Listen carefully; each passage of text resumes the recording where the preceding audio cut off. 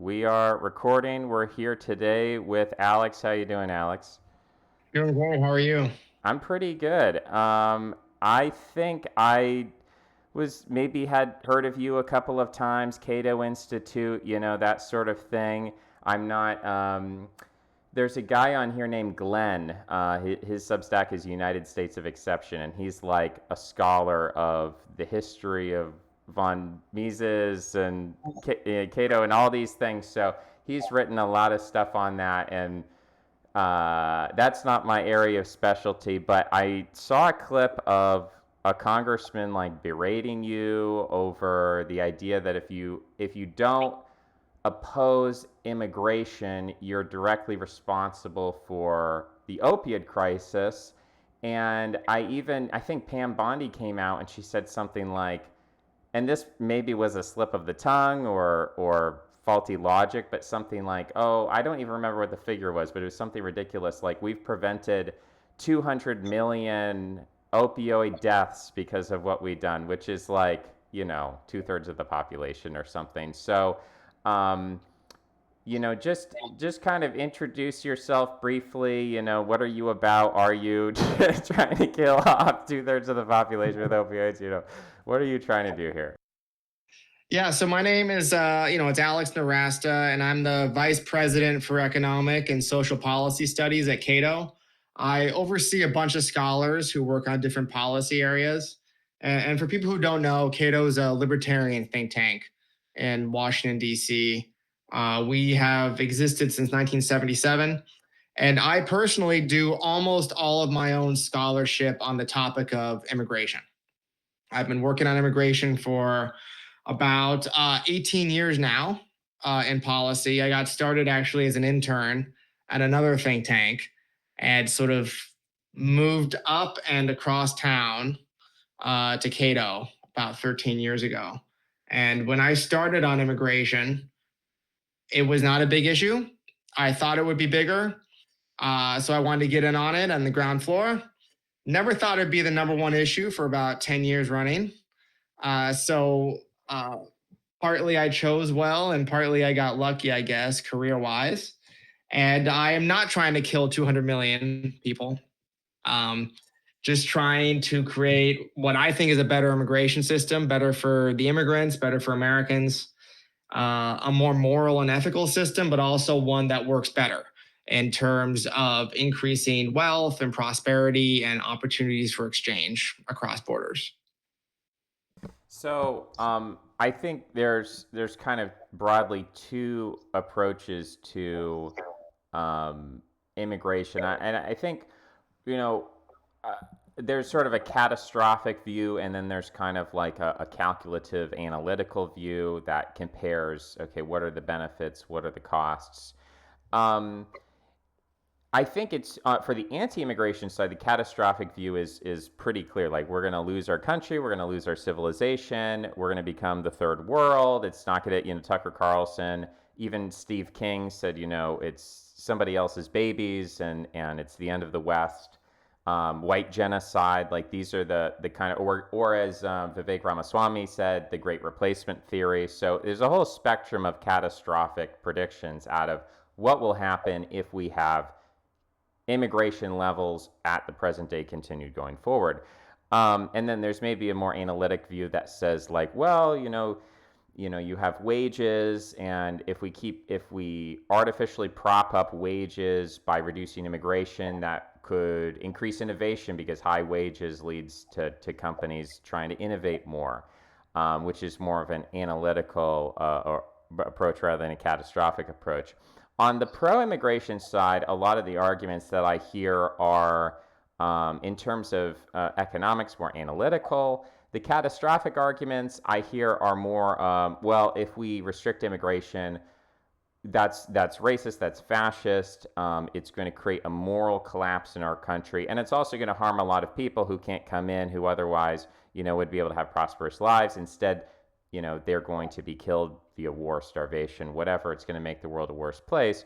Um, and those sort of arguments about the nature of our political system and what might happen to immigrants, um, those are, I guess, viewing the issue as, yeah, as a moral issue through the lens of empathy. So it would be morally catastrophic. But looking at it objectively, looking at it through maybe a more cynical analysis, um, is there a case to be made? Are you of that? I get the sense that you're maybe more on the analytical view, but is there a catastrophic case against immigration restriction, meaning that if America like had an immigration moratorium and we just stopped immigration today, is it possible that that would have catastrophic effects for the economy? Meaning, like, we go from whatever 5% growth per year in GDP to negative growth, and that the way that our system is set up, like, we can't sustain that. That the effects of that would be basically on the tier of, when Tucker Carlson says we're going to become a third world country, we actually would become a third world country if we stopped immigration. Is that a case that can be made, or can you sort of steel man that sort of case? I don't think the case for a catastrophe, if we close the borders, can be made with a straight face. I say that as somebody who wants to radically increase legal immigration. By the way, I think the worst thing that will happen if we stop immigration is that economic growth will slow. Maybe there'll be a few more years where it's negative rather than positive, but it won't be catastrophic. Maybe it'll be like 10 to 20% lower growth rates per year, which add up over time. That's relative to current levels, right? Relative to current baseline. What I really focus on is where we are now in terms of legal immigration is the numbers are so low and it's so restrictive. We're leaving lots of economic growth on the table that's there, right? So relative to baseline, it won't do very much because we already practically have, we're very close to, we have high restrictions. It's very closed borders relative to what would happen if we had the type of system that I want. And under such a system, I think we would see drastically larger economic growth in the US and globally from a free flow of migrants to the United States, or a relatively freer flow. There's this great paper by Michael Clemens. It's a theoretical paper, but it's called $1 trillion Bills on the Sidewalk. It's a reference to a point made in economics by an old economist named Olson. And the idea is that liberalizing immigration will massively increase gross world product, which is like the international version of gross domestic product, because you have all these people trapped in countries where they're not very productive, where they don't make many things, right? Like crossing the border from Mexico to the US doesn't make a Mexican stronger or smarter or able to work more hours without sleeping.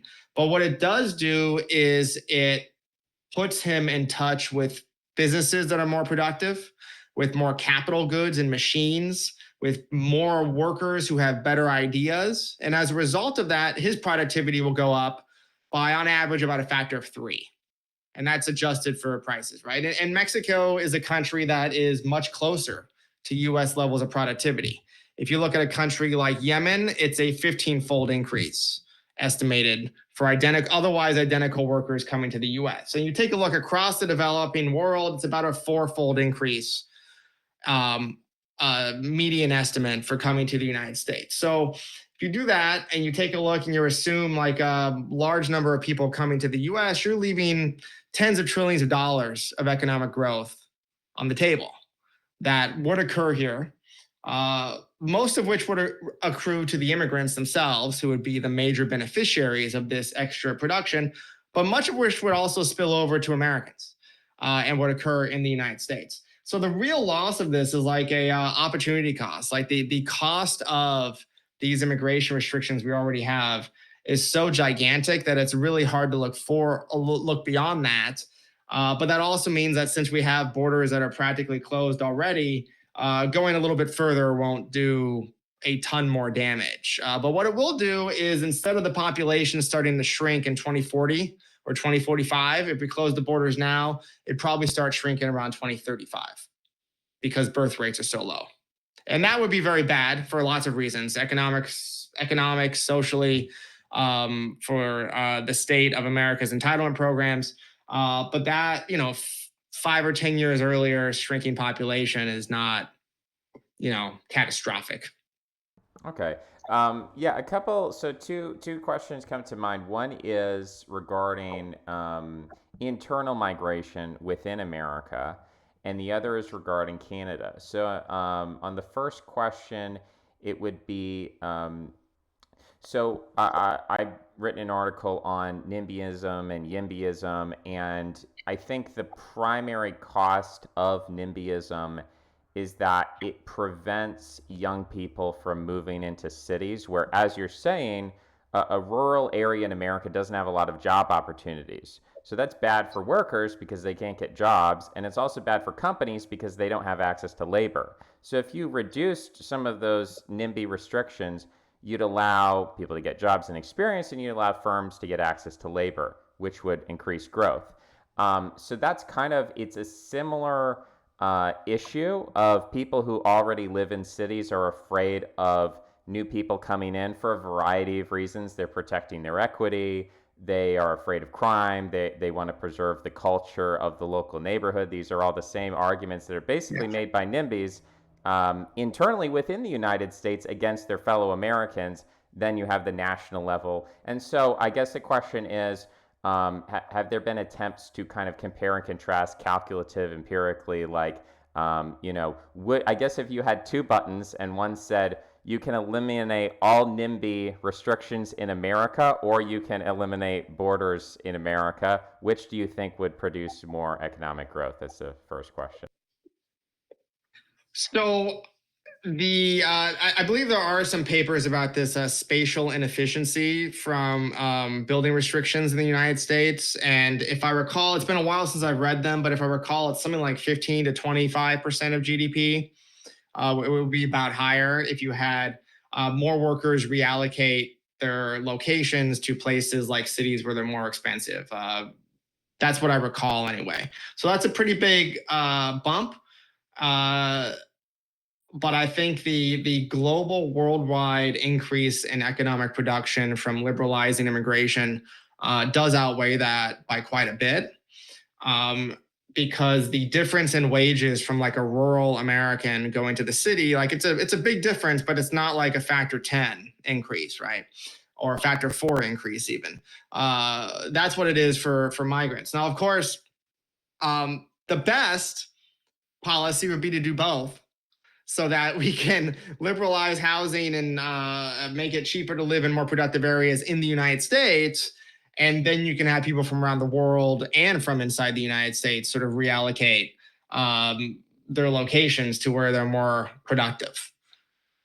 So, one of the like when I have conversations with people about this, one of the common things they bring up is Britain, Canada, Australia, New Zealand, particularly focusing on Canada and saying that, okay, so, let's look at a country which has, and maybe you can, bring your own perspective. Maybe this might not be correct, but the claim is made that Canada has one of the most liberal immigration systems on the planet and allows in the most people, and that has not produced growth. Now, my response to those people would be that I suspect that the Canadian government and Canadian policy is very anti-growth, and for something that and I'm not an expert on this, but something I've heard is that actually there are tariffs between Canadian provinces, so that if you want to import like milk from Saskatchewan to Ontario, you actually have to pay a tariff when that milk crosses those internal Canadian borders. So you have that kind of regulation going on that may be counteracting some of the potential growth from immigration. How do you respond to critics who bring up the example of Canada and say, like, look, you predicted immigration would produce all this growth, but maybe the Canadian economy isn't as good as someone might predict. What's good? What are the confounding factors there? So I think Canada has done pretty well historically in economic growth. It's really like the last 5 or 6 years where Canada's growth has really trailed off. Um, and the US has accelerated and done incredibly well. So I think it's like hard to make these sort of long-term, predictions or statements about like Canada's growth and immigration. Now, Canada does have a more liberal and open immigration system than the United States, but in some ways it's also more controlled. So they have a much larger high skilled immigration system. As a percentage of the flows of migrants going to Canada, the high skilled portion is much larger there compared to the US. In the US, it's about 7% of green cards.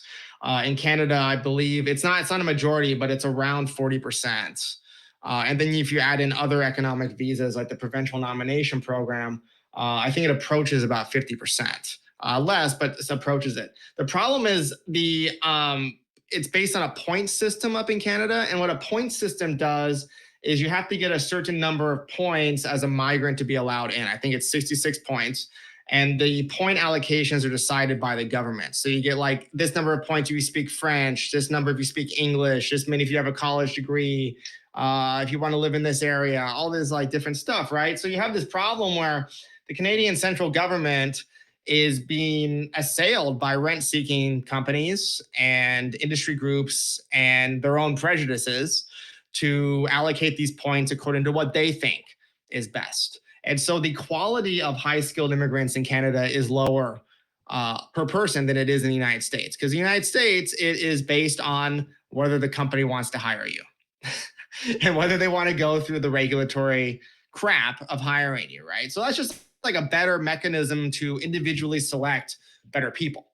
So I think the immigration system up there, while it's open, it's not selecting necessarily the best people. On top of that, Canada is a country with higher progressive taxes than the United States. There are more restrictions generally on development in Canada cities and a lot of American cities. It's regional and it matters where you are in Canada, but a lot of restrictions on that. You're right about the trade restrictions internally.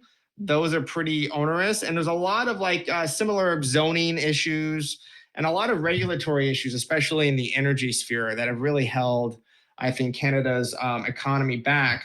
But their foreign born population, as a percentage, it's about 60% higher than the United States. And it's done remarkably well. Canada has had a higher foreign born percentage basically in every year compared to the United States, going back for as long as we have data on this. So it's a relatively open economy. It's done pretty well. It could do better. One of the things that people like to bring up is that their per capita GDP has fallen in recent years because of a lot of immigrants coming in. But that is an example, I think, of the ecological fallacy, which is the idea that like nobody's actually worse off. It's just that there are more people who are there, and a lot of them make below. Some of the new ones make below the median, right? So like I like to call it the Danny DeVito fallacy. Like if you and me are in the room and Danny DeVito walks in, like the average height goes down, but nobody's actually any shorter. And so that's kind of what's going on in Canada, is that a lot of people are being fooled by these statistics. Yeah, I like the name of that fallacy. So I think maybe a more advanced critique than just saying, well, the Canadian economy has been poorly performing over the last 5 years. It's also had more immigration, therefore, that's a causal relationship. I think a more nuanced and maybe long-term argument is that Alex, immigration restrictionists, they would agree with you. They would agree with your argument in a libertarian economic environment. For example, America in the 19th century, we didn't have Social Security, Medicare, Medicaid. We didn't even have a national highway system. We didn't have a federal Department of Transportation. We didn't have, the EPA and environmental regulation because we weren't producing a lot of toxic waste and pollution that we were dumping into the water table. So there were so many things that enabled and allowed for a libertarian economic environment where immigrants would come in and the benefits that they were seeking were wages from employment. That was what was attracting people. And if they were not able, it was not even because you're talking about two different green card processes. In Canada, it's a government point system where they judge who's valuable, who's not valuable, which, and I think you're probably right that that's a worse way to select for skill. Versus America, it's corporations saying, no, we know what's best. We know what makes a good worker and a bad worker. But an even better system is to say, we're not going to have the government decide, we're not going to have corporations decide, we're just going to have people come in and decide for themselves. Do they think that they would be a good worker? And if they do, they immigrate. And if they come in and they decide, oh, I was wrong, I'm actually not a great worker, I should go back where I have family support and I have the local language skills and everything else, I'm going to go back to Italy, I'm going to go back to Germany or wherever. So that was the 19th century system. And I think historically, I mean, just looking at the trajectory of America becoming a world power, it's actually really difficult. I mean, there could be a very esoteric, like WASP-centric cultural argument you could make and say, no, it was all horrible. But I mean, it's hard for any of us who are not WASPs to look back and say, like, oh, yes, the 19th century open immigration Ellis Island system was just totally terrible. The question is, okay, since FDR, Lyndon Johnson, you've had this a series of expansion of government services based off tax revenue, and I think the limit for I forget the exact. There's some number floating around my head of like $24,000 in government benefits on average. So if you earn less than $24,000 in wages, you're basically automatically your existence, whether that's driving on roads or public transportation, Medicare, Medicaid, Social Security, so all these different sort of things, you're a net recipient. Now, the level might even be higher than that, but I think that's good to sort of set as a bare minimum. And so the question is, okay, we're bringing all of these people in who, even if they're not receiving those official government benefits in terms of a welfare check or something, food stamps, they are benefiting from the commons. They're using the roads. They're using emergency services, and we can't stop that, right? We're not going to say, oh, an illegal immigrant's calling the police, like we're not going to come. Like you have to deal with that. And so the argument is that yes, in a 19th century libertarian state, open immigration works. But when you have, and this is accentuated, I think the argument, and you might agree that within Europe, where the welfare state is even larger, this tilts the scales away from, it makes the benefits of immigration less than they would be otherwise just due to this cost benefit analysis. So, what would you say to people who say, I agree with you in principle, but given the economic political environment that's sticky, Trump just increased the debt. He said we're going to cut taxes on Social Security, which is essentially giving people a larger Social Security check. That sort of populist Mamdani politics that's coming down the pipeline, it doesn't seem like we're going to be deconstructing the welfare state. Given this environment, it's not wise to bring in people who, even though illegal immigrants might depend less on welfare than legal immigrants or whatever, and they might depend less on welfare than natives or something like that, there's still a cost to that. How would you respond to that? So there is a cost to that, and what you said about the relative use of welfare is true. Immigrants, legal and illegal, use less welfare than native-born Americans. But then also on the tax side, they do pay more in taxes, especially when compared to native-born Americans in similar age ranges and similar education levels. Now, that's a lot of controls in there. When you still relax those assumptions and you compare like all immigrants to all natives, they do consume a good amount less. And it's not just in things like welfare, but also like public education. And like the best example of this, for instance, is like, if you immigrate to the US at the age of 20, you start working immediately, you don't get public education because you're too old. And so that's a thing where like you and I assume you're native born American or and went to school here. Maybe that's a safe assumption. We start our working lives with this sort of incredible debt to in the United States because I went to school in public school in California, and then I don't start paying taxes on that until I'm like in my early 20s after college. And so native immigrants don't have that problem. The other goods and services you talk about, like the roads, for instance, I mean, those are funded usually, at least the highways, by gas tax.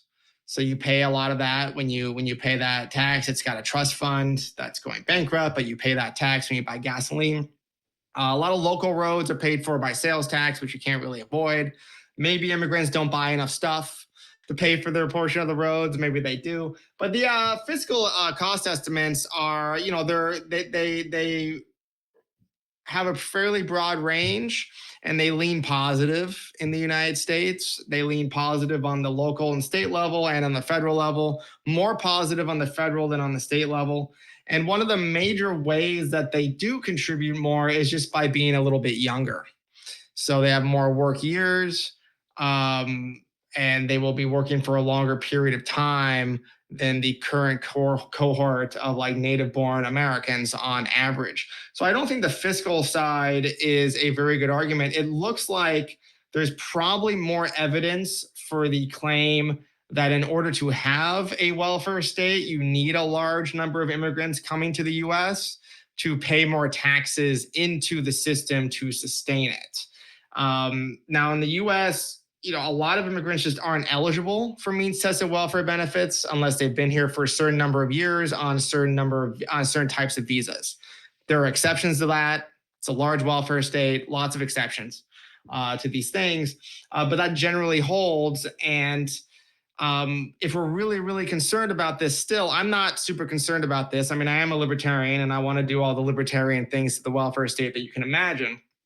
However, we don't have to do those things or even make too many more changes to have this type of immigration system and for it to still be fiscally positive. Now, for people who are still worried about it, but also want to maintain the welfare state for native born Americans, a better way to do it is to build a higher wall around the welfare state instead of around the country. So just make it a little bit harder, or make it so that you have to live here for a longer period of time legally as a foreign born person before you can even get those benefits. So I think the economics are basically the same as they were in the 19th century, except for we got higher taxes in a welfare state, but it seems to balance out better here than it does in other places, like Europe, for instance.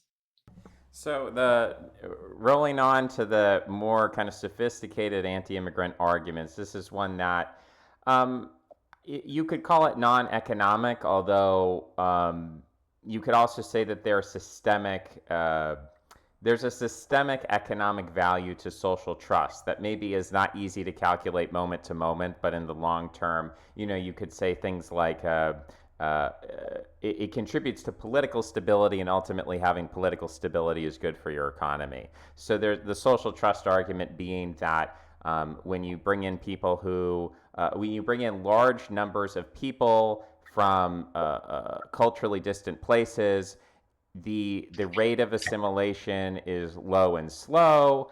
Some people go as far as to say, well, black people have been in America for 400 years, and that they have not assimilated. So maybe there is these sticky, non-assimilatory demographics.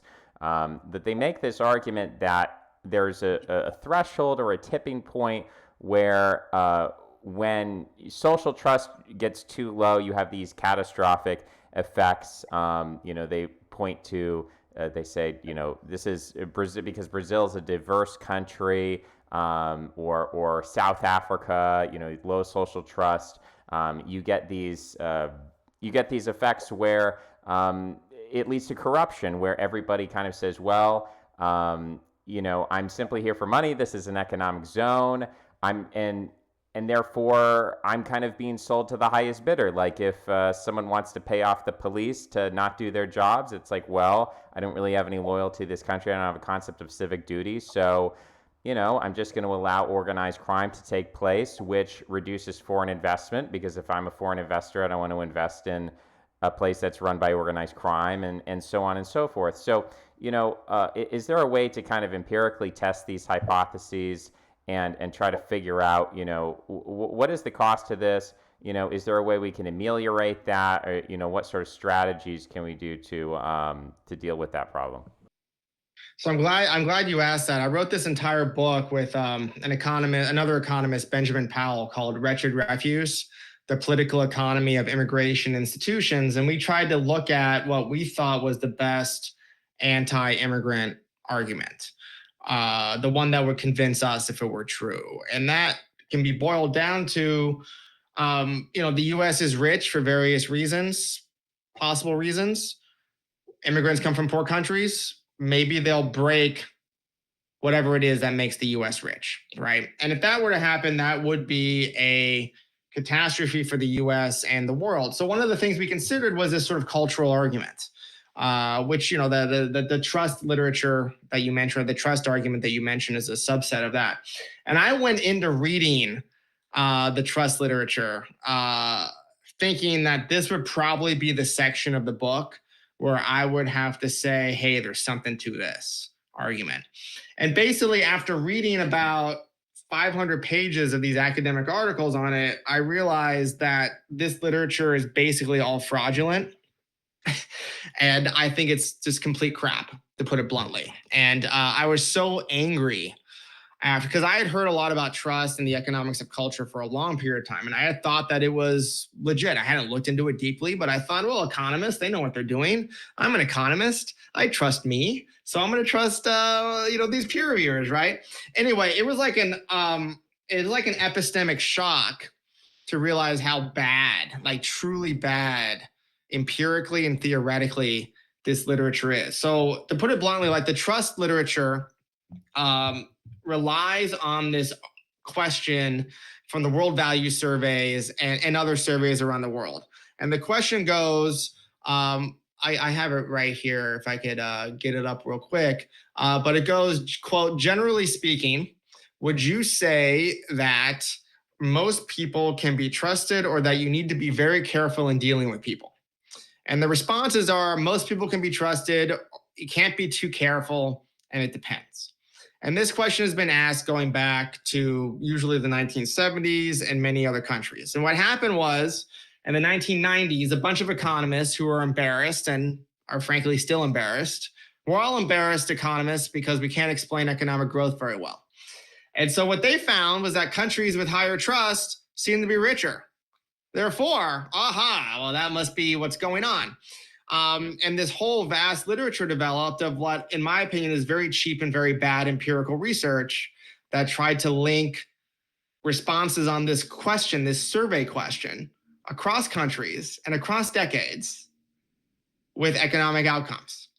What's shocking is there is really no theoretical basis for any of this. Trust has not been incorporated into any kind of growth model or understanding of economic growth, formally or informally, in the literature. The most we can get basically are lines about how when there's less trust in a country, there's going to be less investment.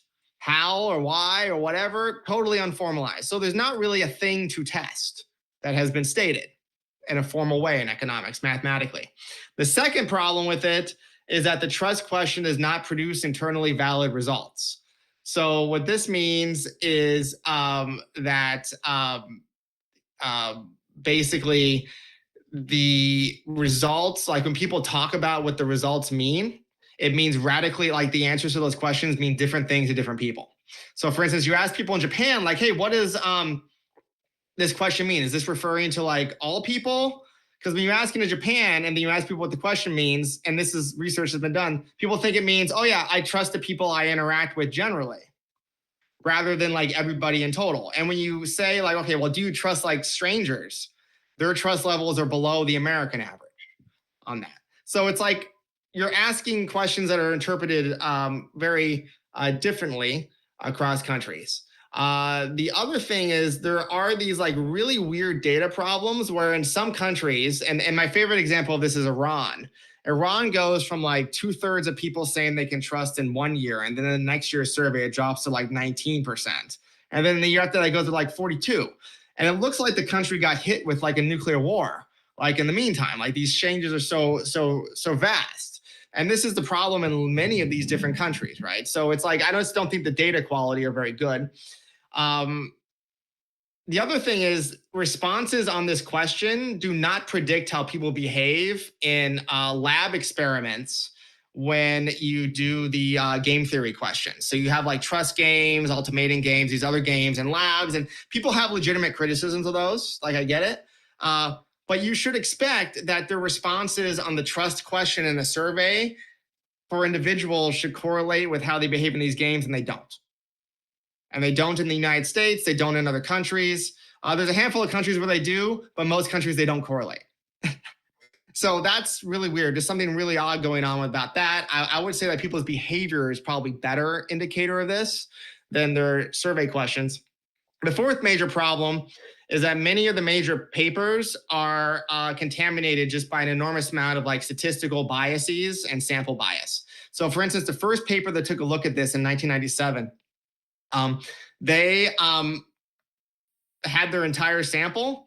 It was 27 OECD countries and India and Nigeria. And that's it. And so you can imagine if you're choosing basically 29 countries, 27% of them are rich, 2% are poor. That's not a very good sample to try to get any kind of like long-term or interesting results across countries. You're just like, you have a very bad bias sample there. And then the fifth problem is that even in the trust questions, we're free from all these errors. Trust is probably like a proxy measure for deeper measures like causes of economic development. And what this basically means is like a lot of places that get rich probably just have more trust after they get richer. And there's like good evidence to suggest that.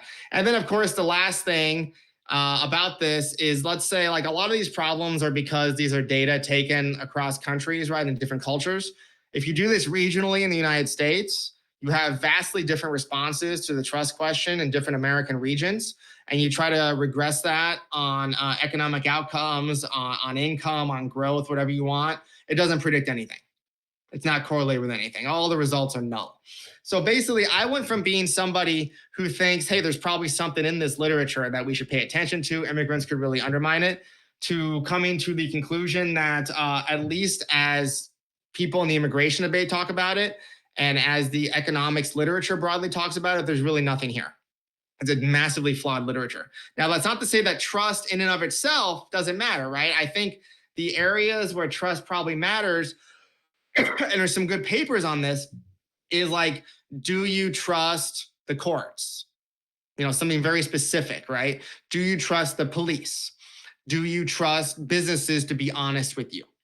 And what we find actually on those scores in the United States is that immigrants are more likely to say they trust the police, more likely to say they trust the courts, more likely to say they trust the government, which, you know, I'm a libertarian, so I feel kind of mixed on that, right? But more likely to trust business and especially big business than native born Americans are. Now, the cynic could say, like, well, they just haven't lived here long enough to learn, right? But if you're worried about trust being this way that could undermine American culture and economic growth, and immigrants could, you know, do that by lowering trust, I think in the areas where it's most likely to matter, we see the opposite. We see trust buoyed. And then the areas where that don't matter, well, it just doesn't matter. That is a fascinating art. I mean, I have never heard. I mean, I believe you. I obviously would like to get more educated on this.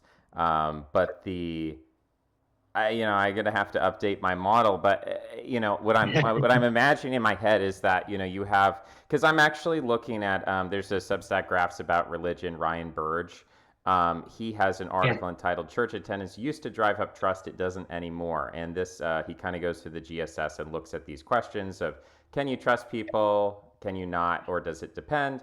He shows what you're talking about, that generally since the 1970s, social trust in America has declined.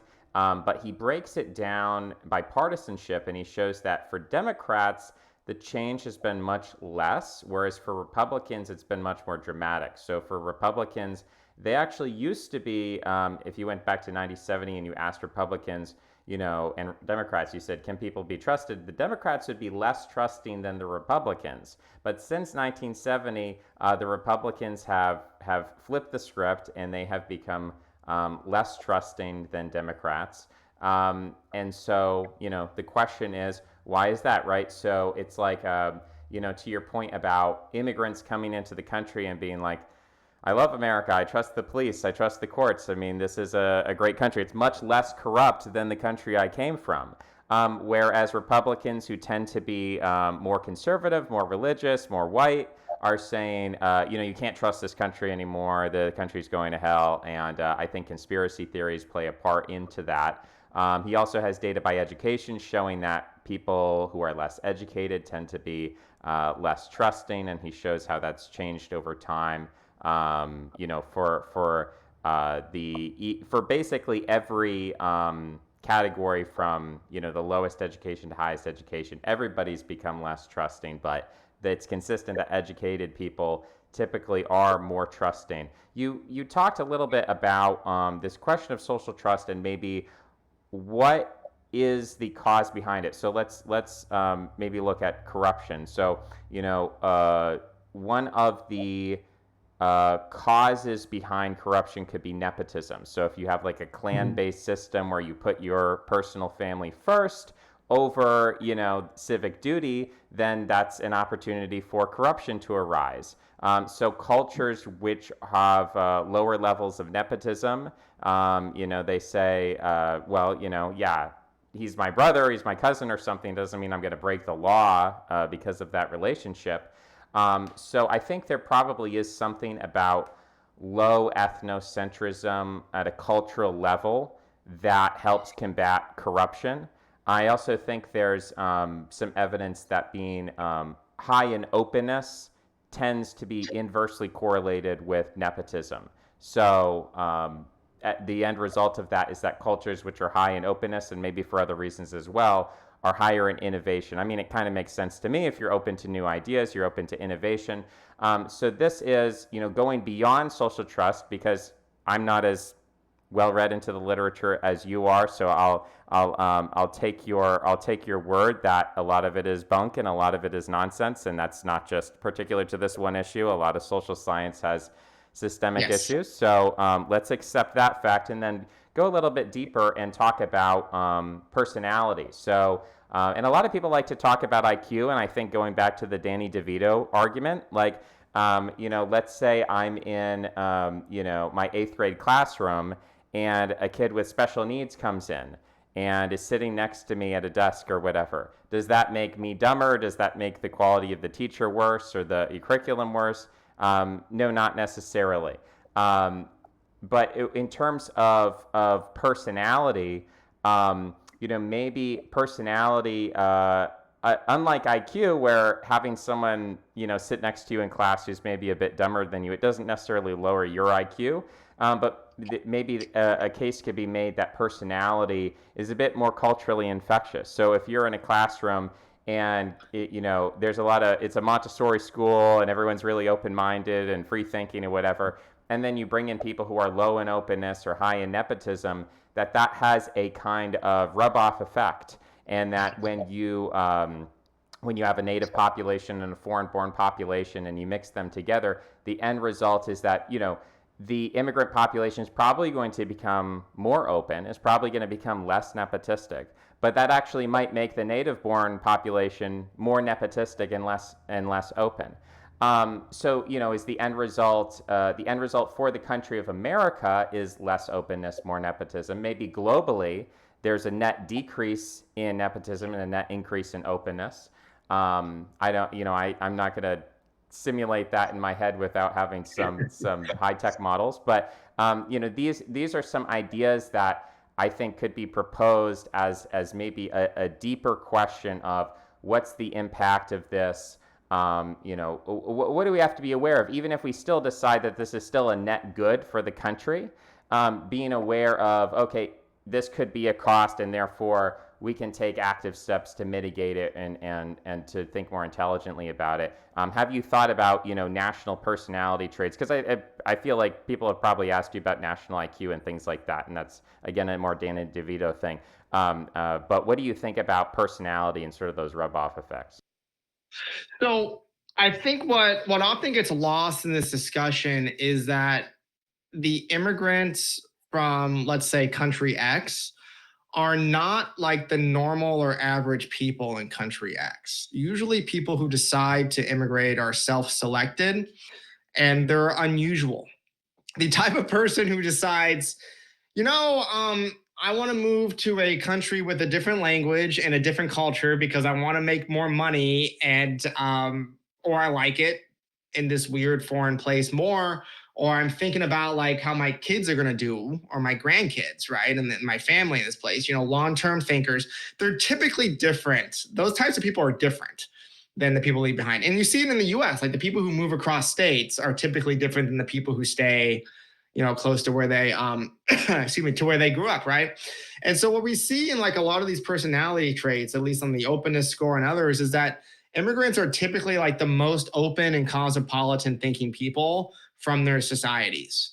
So you do polls like in the Muslim Middle East, for instance, where a lot of my family was from originally, and you see just like incredibly illiberal opinions about basically everything, right? From women's rights to homosexuality, the drug use, to any vices, anything that we call like classical liberal, on the classical liberal side of things, right? But then you take a look at like American Muslims on polls, and they basically look like Americans like 15 or 20 years ago, right?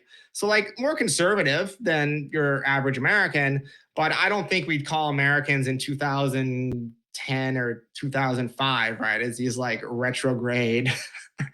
Oh, maybe some people would, right? But most of us wouldn't think of them as like basically cavemen, right? Like they're not like your median Iraqi, right, or Iranian, right? So yeah, more conservative, but basically very much on the openness spectrum compared to pieces where they come from. And so the differences are fairly like minor, frankly, between a lot of Americans and a lot of people from these places. And when it comes to like, the personalities, when it comes to all of these different, like for instance, like the weird measures, right? Like the Western educated, industrialized, all those different things. Yeah, immigrants don't score nearly as highly in a lot of those as native born Americans do. But typically their kids do pretty darn well on that, and their grandkids it tends to wash out. So it's something where it tends to go pretty well. And this I think comes back to a deeper point where like culture isn't like random, right? It's not like some random thing assigned to people, but people choose and pick the cultural characteristics that they have based on behaviors and the behaviors that reward them over time and have rewarded them historically. And when those rewards and punishments change, typically behavior changes. And my favorite example of this is like premarital sexual intercourse, right? Like prior to the birth control pill, that was just something that very risky and frowned upon behavior because you're gonna have a kid out of wedlock and your parents are gonna have to take care of them, and your parents are like, hell no, I don't want to take care of these kids, right? So you have this enormous ancient taboo going back to the beginning of literacy, basically, even before then, right? Probably inherited, saying like, don't do that. And then all of a sudden you have a birth control pill, and basically those norms shatter within like 8 years. Uh, because all of a sudden you've got a technological adaptation that makes it so that people don't have to behave that. And there's like other consequences of that, right? Like it's not a free and a costless decision, right? You have like STDs and other things, whatever. But basically the major cost has been removed, so people change their behavior. And so what we see is like a lot of immigrants change their behavior because to do well and get ahead in the United States, if you start a business here and you want to do well, you don't hire your idiot brother-in-law because he's going to reduce your wages, like your profits, right? And if you're in a company and you hire a guy who's an idiot who has to get fired, you get punished. And so these things, people adapt. Now, some people don't, right? Like there's some people don't, and they don't do as well. So like some Somalis up in Minnesota, there's like all these scandals where, and if you about like stealing like welfare benefits, right? Especially a lot of like COVID benefits. And if you look into like the names of the people who are tried in these, it's like 50 Somalis and then one white person who's like a front person for this whole like giant scam. And those people are typically losers. They're not going to do very well in the United States. They're not doing particularly well. Somalis have not done well in the United States economically. At least the first generation hasn't. But there's positive improvement in the second and subsequent generations, as far as we can tell. They haven't been here very long. So, it takes some time for some groups more than others.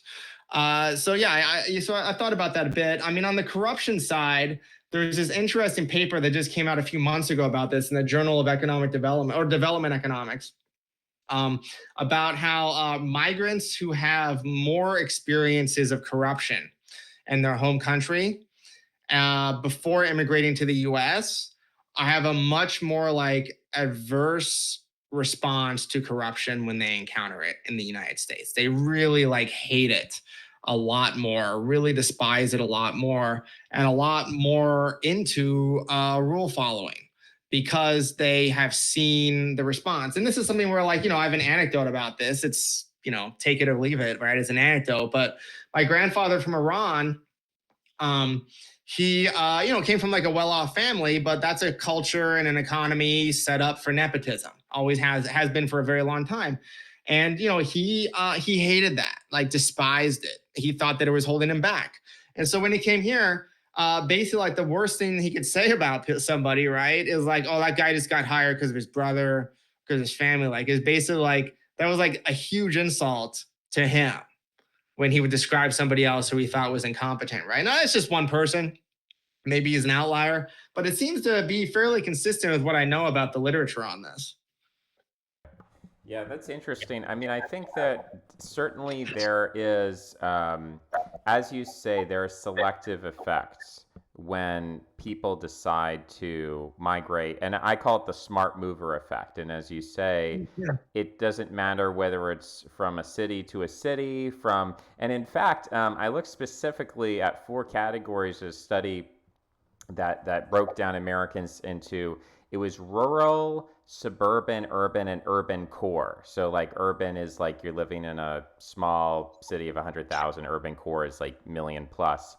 And it looked at those four categories and then it matched them to where you were born versus where you live today. And the people who performed the lowest were people who were born in a rural area who remained in a rural area. And some of the highest performers were people who were born in the urban core and moved to a rural area. So, Mm, that would, be like, you were born in Manhattan and you decided to move to Wyoming. So, sure. just the fact of moving from one area to a dramatically different area within the country. And yeah, we can look at immigrants and see that people who move within their country and who move to other countries are performing better. So whether it's standardized testing or economic outcomes or whatever.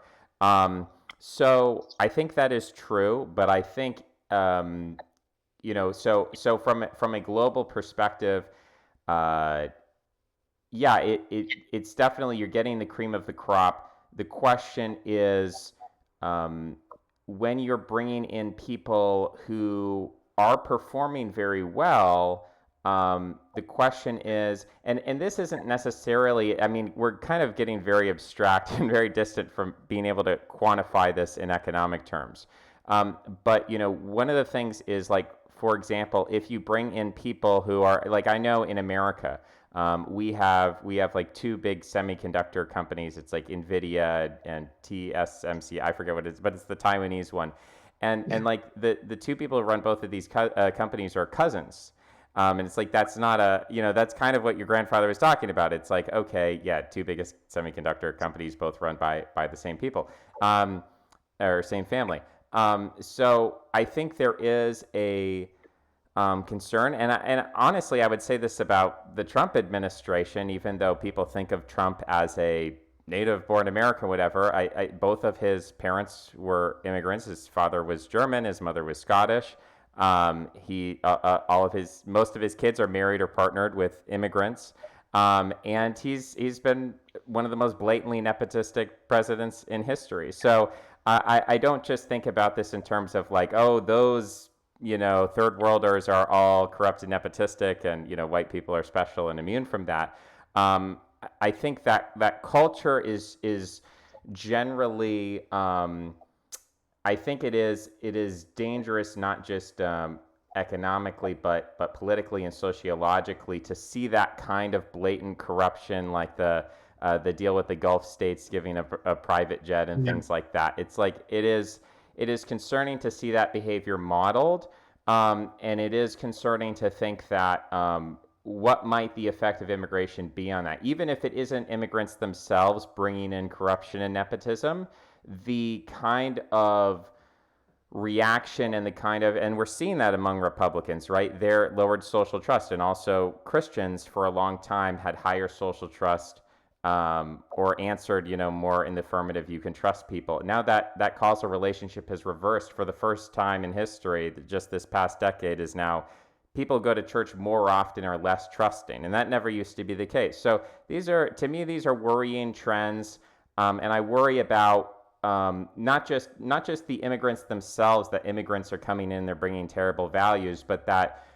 in response to mass immigration, the native population is itself becoming a worse version of itself, just out of a kind of atavistic, instinctual, xenophobic response that we would prefer didn't exist, but since it does exist, Yeah. it's for me, it's a concern. Um, I know that's hard to respond to because it's not really a quantitative argument. It's kind of an amorphous cultural argument. But Well, it could be quantitative, right? I mean, I think I've heard this argument expressed.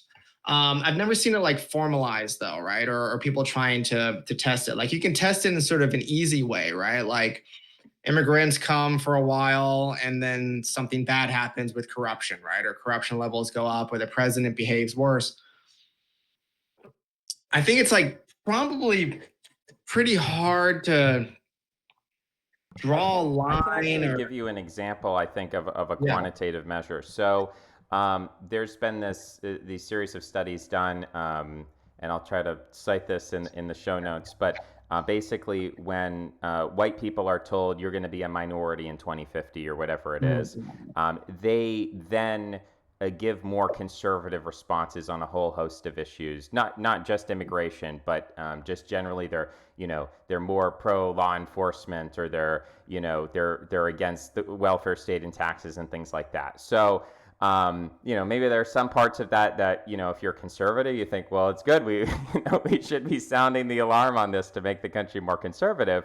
But then there's also, if you think aspects of conservatism are negative, then it's like, okay, yes, this is the study itself is constructed around providing people with information that which you could even dispute the accuracy of that information, but nonetheless the general effect, and I think this was kind of what happened with Biden, is that there was a sharp increase in immigration or border crossings per year, and the effect was people kind of became more conservative when otherwise they have made, like, if Biden had just kept the levels exactly the same as they were, maybe you wouldn't have seen that shift, and maybe elections would have gone differently or whatever. So I think that's, for me, how you would measure this is like presenting people with a proposition or information of like, you will be a minority, or something like that. And then the reaction that people have is this kind of conservative reaction, which again, I mean, if you like conservatism, then what you should do is you should open the borders. Maybe Yeah. people will become more conservative. But if you don't like conservatism, then it's like, okay, well, maybe is there a way to manage this in a way that doesn't produce that kind of backlash reaction? So I like a lot of what you said, but I think you basically talked yourself into a different mechanism and explanation for what's going on here.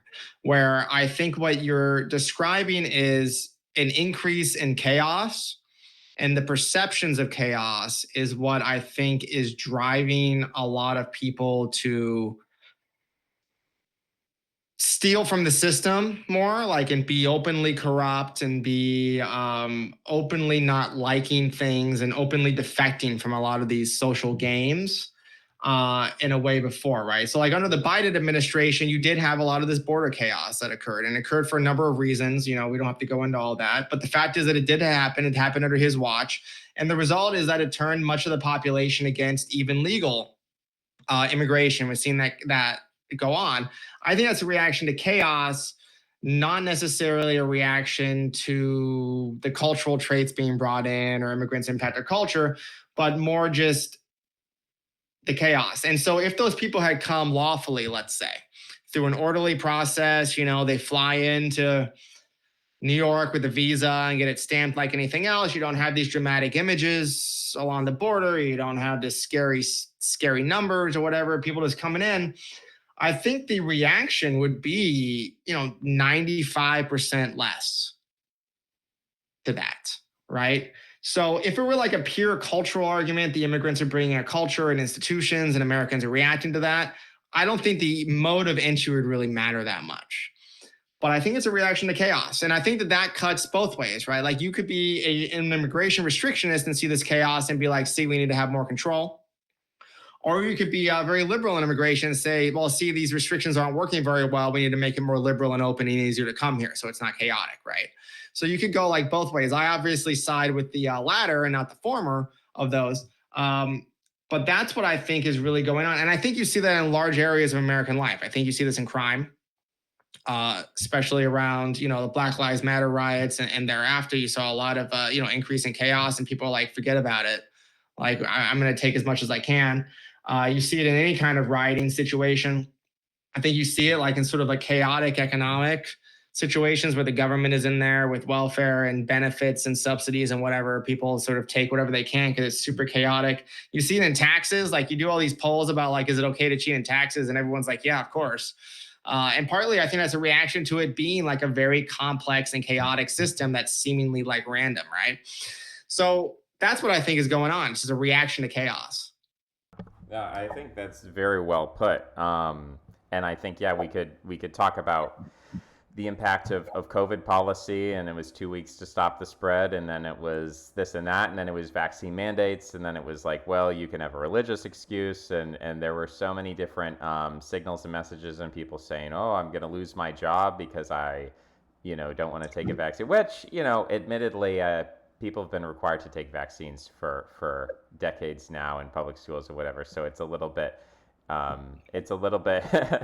silly. But anyway, I know you said you originally had an hour, so I want to be mindful of the time. Go a little bit longer, if that's okay with Oh you. yeah, absolutely. I'm loving Like this. half an hour or so. You're giving some great answers here. So one of the things, though, I want to go off what you just said because one of the and this is something where I'm not a person who blames the elites for a lot of problems. But I think one thing that elites really messed up on, especially during COVID, is, and they do systematically, is they believe in noble lies. So they think that lying for a good cause, like if it changes behavior in a good direction, is like worth it, right? And I think you saw this during COVID, where like initially it was don't wear masks. You need to keep masks for medical professionals. Oh, we're going to change our mind on that, right? And it became like so transparent in my mind that they were just lying because they thought we were all stupid, and we needed to be tricked into doing the right thing instead of just being honest and saying sometimes like I don't know or maybe, which would be an honest answer. So I think there's this tendency amongst elites to do noble lies, and I think like if we wanted to have people have more trust in institutions or elites and all that, like in specific institutions, then the rule of thumb should be just don't lie about anything. And if you don't lie, they people will trust you. And I have a bunch of kids, right? And you see this. Like I learned very early on, and from reading and seeing other people, but like they remember when you lie to them or exaggerate, and then they are less trusting going forward. And that's not something you ever want to fall into a trap of doing. And I see it with other parents and their kids, and it's like, what are you doing, man? Like, just cut it off. Have some uncomfortable answers every once in a while, and at least they'll trust you when you tell them the truth. Because, like, I tell my kids, like, right, like, I don't really yell at them that much, but when I do, it really matters. So, like, so like I see them running around and they start to run in the street and there's a car coming. When I yell, they stop. Meanwhile, I see other people like yell at them over like stupid things that don't matter because they believe in like noble lies, like trying to keep them super safe for no reason. So anyway, that's a long-winded answer, but yeah, noble lies are the death of, I think, are the death of a lot of organizations and institutions. Yeah, I mean, I certainly was affected by that during COVID. And, I was grateful that we did finally get some, eventual clarity. And, by the time 2021 came around, 2022 or whatever, it was basically over. But yeah, there were a lot of unforced errors there that were disappointing. And I do think about the systematic incentives that go into that kind of crisis, because you had the example of Sweden, for example, where they didn't do lockdowns and their mortality rate was not astronomically higher than their neighbors. And I wonder, like, what is it, at the end of the day, it's like, there's one guy basically, or a small number of people, but there's individuals who make decisions about national health policy and messaging. It's just that simple. It's not like, ultimately there weren't cops going around telling, pulling people over if they're not wearing a mask in a car. People are still wearing masks in their car to this day, I'm sure, some percentage of the population. But it was messaging. And so it's like you have a very small number of people who control this messaging. And how do you create a system where, and it's not, this isn't a unique failing of America. I mean, China had like a crazy response to COVID, zero COVID. Russia had a COVID response. I mean, European countries, South Africa. I mean, basically anywhere where there was a government to say something about COVID, there were governments making mistakes on COVID. So, it's not just like, oh, why is America uniquely bad and evil, and the evil empire Right. is trying to hurt people and stuff? It's like, no, why are governments around the world so systemically bad at this? And I don't think it was just like the globalist World Health Organization, because I think Sweden was part of that and just said, oh, we're going to do different messaging. And that's really, it's a very simple, easy thing to do. It really doesn't cost anything to just say, you know what, don't panic. Be healthy, make healthy choices, assess your own risk factor, don't expose yourself if you're immunocompromised. And here's resources for people. Or even like, if we had set aside a couple $1 billion to be like, you know what, if you want a cabin in the woods and you want to stick this thing out, like, we'll deliver you groceries and you can go hide out there. I mean, it ultimately would have been a better fiscal decision than what we ended up doing, which was like shutting down all these businesses and stuff. So I don't know. I think there were a lot of perverse incentives I mean, there was kind of a tech bubble around it, like, oh, everything's going to be digital now. So then, tech stocks, went way up, and then they kind of crashed a couple years later because that was a fake effect, right? We weren't actually going to live in a Zoom society where no one meets in person. It's like, we're returning to the office. So, I mean, there was a lot of, I think, perverse incentives from like, you see this in the crypto community, right? It's like pump and dump. It's like, oh, this crypto is going to save the world and this crazy thing. And it's like, okay, that was just kind of a scheme. That was kind of a rug pull. And I think basically, in a sense, a lot of COVID was a rug pull. And I mean, like you were saying about the Somalis in Minnesota, like taking COVID funds for fake businesses and stuff. It's like there were a lot of people, both big and small, getting in on that, benefiting from that. Some of that was an acceleration of existing trends, like e-commerce versus going to the mall. Like, malls have been declining for a long time. E-commerce has been rising. COVID accelerated that. So I think there were some things there that were real and not scams. But yeah, there was a lot of scamming going on. And yeah, like it was hard throughout that process to say, you know what, we made a mistake, and we're going to admit that we made a mistake and try to correct for that. Because it, like, once you're in the lie, it's like, well, we have to double down on this, because otherwise people, if we come out and say we made a mistake, people will trust us even less.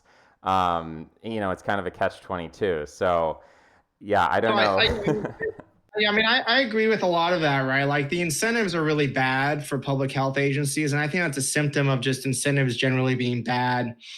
And agencies where there's not, in governments and organizations where there's not a residual claimant, where there's not somebody sort of owns the output and has an incentive to make sure that things are done well, right? So that's like the antithesis of public health agencies. But there is like a big difference between a mistake and a lie, right? Like, like even dogs know the difference between being kicked and being tripped over, right? And I think a lie is the equivalent of being like kicked, and a mistake is the equivalent of being tripped over. Like I can forgive some mistakes some of the time, right? But I can't forgive when somebody lies to me because that is malevolent. And I think everyone realizes that's malevolent. But we all make mistakes. So if they had just said, "Hey, we made some mistakes, we apologize. We're going to try to do better. We're going to make these changes so that we can do better. We're going to fire these people. We're going to rework the incentives. We're going to have some of these different standards," versus well, we never lied about anything. Like, we just wanted to maximize safety. And why do you not want to, like, why do you want people to die? Type crap, like response. Like, no patience for that, right? I think most people are like that. So that is like what I think is the big failing is just the lies. And you might even go further and to say like the tolerance for lies, public lies, has always been too high, in my opinion. Um, but the tolerance for it during like the first Trump administration, we really became like, because the guy lies like every day. And it's like he's not even trying. And so we do have this incredible tolerance for lies that's just, I don't know how we go back from that. I don't think there's any political incentive to do that, to roll it back. It's really frustrating because you get kind of a psychosis that people develop with conspiracy theories where everything is a lie and so the earth is flat, and Epstein controls the government and all these really weird and bizarre things that it's like I mean, it kind of feeds in back into Trump, and then ultimately the question is, where does that go? I mean, and then it's like, oh, well, you can't even trust Trump now because he's part of this evil cabal as well, and like, what's beyond that? And I don't think it. I think there are some people who think that that leads to like a kind of enlightened monarchism or something, or some kind of formalist, takeover of the government, and then everything's efficient because someone is in charge. We finally get that claimant, that ownership. But I don't know. I'm kind of skeptical of those sort of claims and that model of governance. Like I would prefer that, ultimately we have institutions that are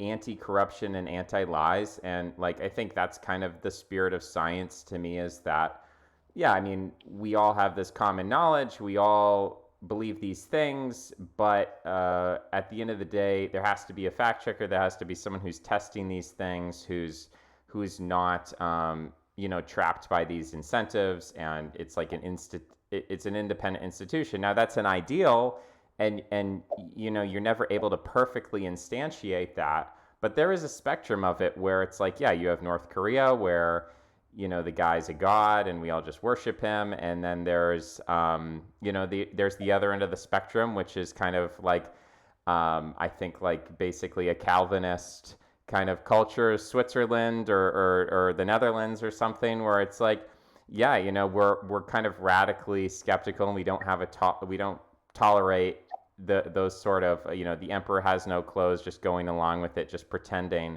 How do you obviously it seems like we've lost some of that kind of no nonsense American like pioneer spirit or whatever. Like we don't have a toleration for that, and I think we have sort of developed a toleration. I think it is a negative phenomenon. I don't know how you reverse that or push back on that. I don't. I don't. I don't. I don't think we can, frankly, right? Because I think the way you put it with like no nonsense is very apt, because it's, I think honesty or let me put it this way, like being untruthful, right? And tolerating lies and tolerating these dishonest things, I think is largely something that rich people or relatively rich people can do. We can bear this cost and things are okay. Like we're not gonna be living on the streets, we're not gonna starve, our houses aren't gonna burn down. And maybe that's like part of it, right? Whereas like this tough Calvinist, old-fashioned, earnestness and not tolerating this nonsense is something that you have to have when you're poorer, you're hungrier, because if you make these types of mistakes, the results are like catastrophic for you. If you believe the guy who's the liar, right? Who is going to tell you a bunch of nonsense, and you believe him and you follow him, and then whoops, the crops fail, right? And you starve to death, right? And your family dies. And maybe we just, it's a consequence of things being so good, is that we can indulge in these luxuries of not having to take things so seriously and not expecting that from rulers. And so maybe we're complaining about something that we find annoying, and I think is annoying for good reason and does have negative effects, but it's ultimately a result of us being so successful and things not being so bad. I think the Rob Henderson argument about luxury beliefs isn't the most historically accurate. I mean, I get the model of rich people can afford to have a system of manners and politeness, and that's kind of a selection mechanism that they use to signal their status. But Calvinism specifically originated in the most wealthy, educated parts of Europe, and so the Puritans, like, yes, technically, like they had a pretty rough start in America, the Mayflower and everything, but America very quickly was more wealthy than Britain, even before independence. So that whereas I look at some of the most backward, primitive, superstitious cultures on Earth, with the cargo cults in Papua New Guinea or something, and those cultures absolutely they're doing subsistence farming or hunter gatherers, pygmy peoples in the Congo, and they have all sorts of beliefs that are totally functional, pragmatic beliefs rather than Yeah. truth oriented beliefs. Is that, okay, we just all agree to say this thing we know is wrong because that's how we get along, that's how we cooperate. So, yeah, It I'm not sold on that thesis. It might be like N shaped, right? So where you're really like Robin Hanson has this whole model where like hunter gatherers had this sort of mindset of like, loose morals, loose, let people do what they want, let people be free, whatever. We kind of had that now. But like in the middle of this development, right? In agriculture and industrial era, very rigid, very controlled, very much like you control your children, social control, don't let them stray, because if you stray in those types of environment, very bad things can happen.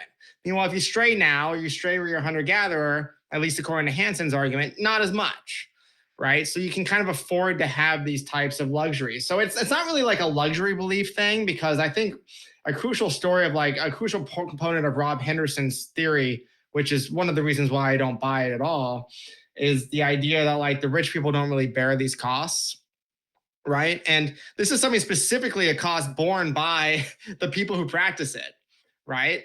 Because it's like, yeah, I can deal with it. It's fine. So that's, that might be a thing. But, I'm trying to rationalize it and trying to fit a model. I'm trying to fit some empirical evidence to my theory rather than the other way around. So take it with a grain of salt. Yeah, I mean, it's interesting that you talk about that like big picture view of hunter gatherers and then agriculture in the modern day. And I guess, I think that's a pretty popular conception, is that we live in the most morally permissive period of human history. But I think it really depends on how you define morality. So like I did that article on P. Diddy, and I've done a lot of similar articles where I'm like, like you can go back to Martin Luther and look at his preaching, which was very extreme for the time, like on prostitution. He had a very extreme view. But he still said, like, I think prostitution is disgusting and no one should do it. And if you believe in that sort of thing, like, you should go somewhere else. Like, he didn't say like we should hunt down those people and throw them in jail and all those sorts of things. So that was the extreme view at the time. And even just comparing to where we were 30 years ago, which admittedly, like by a number of factors, we were a much more conservative culture 30 years ago, but also, the idea that, again, like Prince Andrew, apparently, the ideas that Virginia Giuffre accused him of having intercourse with her. That's the accusation. I don't know if that's true, but it's like, it's about. I mean, I'm not saying it's morally right or good or whatever, but the extent to which that infraction is then inflated to the point of, and they might as well be sacrificing and eating babies and cutting the faces off children and wearing them. It's like that level of moral equivocation, and you see that in all sorts of, and it's weird because the Epstein thing is more right wing coded, but then you have kind of Yeah. the left wing version, which is if you, catcall somebody, that's part of rape culture. So it's like we're now equivocating an unwanted compliment to, a violent act of kidnapping and violation. So, that kind of moral equivocation between the slightest infraction and the worst possible thing you can imagine, to me, is an example of how we as a culture have, in some ways, maybe become more relaxed and lenient, but we've shifted the locus of moral rigidity away from, whatever, don't have sex before marriage, to now, don't don't have an age gap relationship, Leonardo DiCaprio, and don't ever approach a woman because that's part of rape culture. These kinds of very weird results. I think it ultimately does have something to do with um, the reduction or changing relationship to religion, where religion is no longer a default hegemonic, just, we're all kind of Christians here. I think the that has resulted in a kind of crisis of authority, a kind of chaos, that the way people respond to that is, yes, in some areas where the church was sort of artificially enforcing certain moral codes, that has become more lenient. But in other ways, people have responded to that by becoming much more politically polarized and really fanatics about things that previously would have been considered either not a big deal or really not something to focus on, not something to belabor, like, an attitude of like, yeah, I don't know, you had a child out of wedlock or something, but it would be best if we just didn't talk about it, or,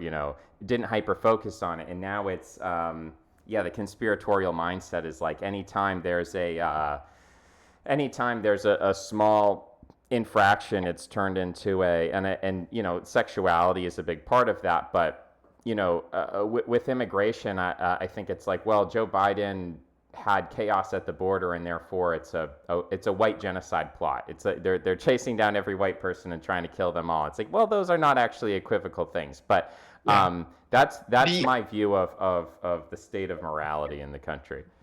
I mean, I think what's interesting is, Herbert Spencer wrote, he was a British writer and essayist and thinker like over 100 years ago, late 19th century.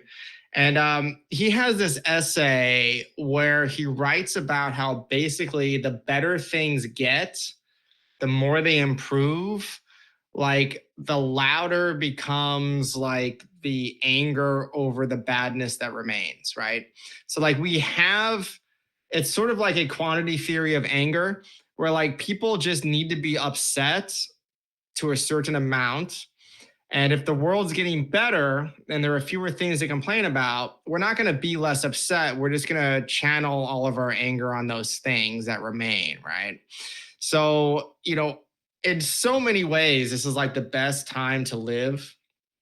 I mean, in human history, like if you're a woman, the chances of being raped and abused. If you're a man, the chance of being like murdered in a war, it's maybe not the lowest in human history, but it's like pretty close, right, to that low side. And poverty, illiteracy, lots of different things, right? But we complain about it, and a lot of like immorality that we talk about.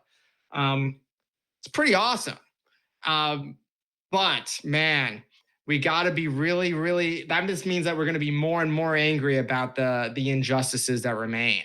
And I think that can explain a good amount of things. And like, I had a conversation with a friend recently, like, what's going to be the next big, like, moral crusade thing in the next generation or two or three, where they're going to look back on what we do and put up with on a day-to-day basis and say, like, man, how could these monsters um, have lived with themselves, right? And they'll find something. I think it's probably like animal rights and vegetarianism, probably. But Yeah, I mean, I think factory farming is something where um, I don't necessarily put it in the same category as all those modern moral panics, because I think that well, I don't, Hinduism's been around for a long time, and so I don't necessarily view it as a fad, but yeah, I mean, people have been slaughtering animals, ever since we started eating animals, right? Before humans even existed, right? So there's clearly something that, as far as moral intuitions go, I mean, people are. Weirdly enough, if you have grandparents who grew up on a farm or something, like, they have stories about, yeah, and then we killed the pig, and then the kids helped, cut up the pig and whatever. And then you like try that experiment with the grandkids who have never been exposed to that before, and it's like, all right, now we have the pet pig, and we're gonna slaughter this pig and cut it up, and it's like there's tears and there's shrieking, and then, no, don't kill my pig, and so there's been a shift, like a visceral shift away from violence, yet at the same time factory farming is been normalized and bigger than it's ever been before, and that's resulted in this, meat is a lot cheaper than it used to be. um, so yeah, I mean, I think if there's a situation where you walk into an environment and it looks bad, it smells bad, it disgusts you, it makes you physically sick, then unless it's like, something like a sewage treatment plant or something, it's like, okay, well, this is the best way we can deal with this problem. When it comes to meat, it's like, if meat was something that was really expensive and Americans had to like significantly reduce their consumption of meat, um, I don't view. Whereas, like, I think we do need to like process sewage and things like that, or you could argue like cadavers, like in order to save lives, we need to like dissect cadavers, and it's gross and weird, but someone's got to do it. Whereas with like meat consumption, it's like, okay, if instead of consuming 2 pounds of meat a week, you had reduced that to one, or whatever the statistic is, because of the price of meat going up. Like, I guess my moral intuition tells me, yeah, we probably are committing a moral atrocity with factory farming. But that's a kind of moral argument that maybe I'm not prepared to change. Somebody who defends that and says, oh, I don't know. I think Lyman Stone might be pro factory farming, so maybe he has an argument for that.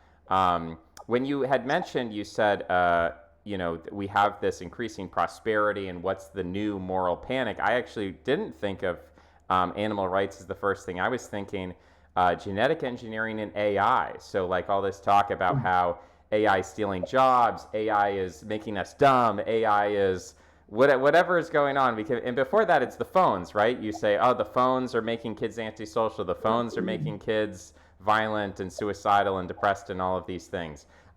So I see that I mean, that's already started, but I think that as AI becomes more prevalent, and as genetic engineering and those sort of reproductive technologies become more relevant, I think you probably will see more pushback on that from people.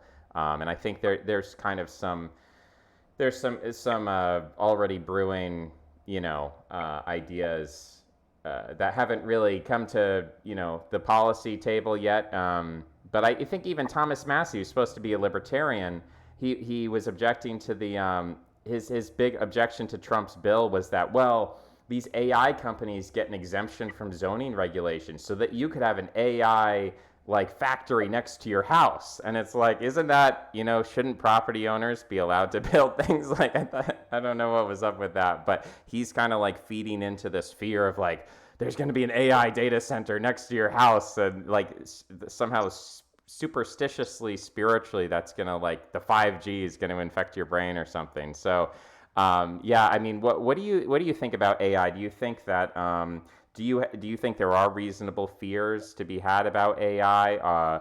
Are you bullish on it? Do you think some of it might be overhyped? Do you think we'll have AGI in 3 years? Where are you at on the AI question?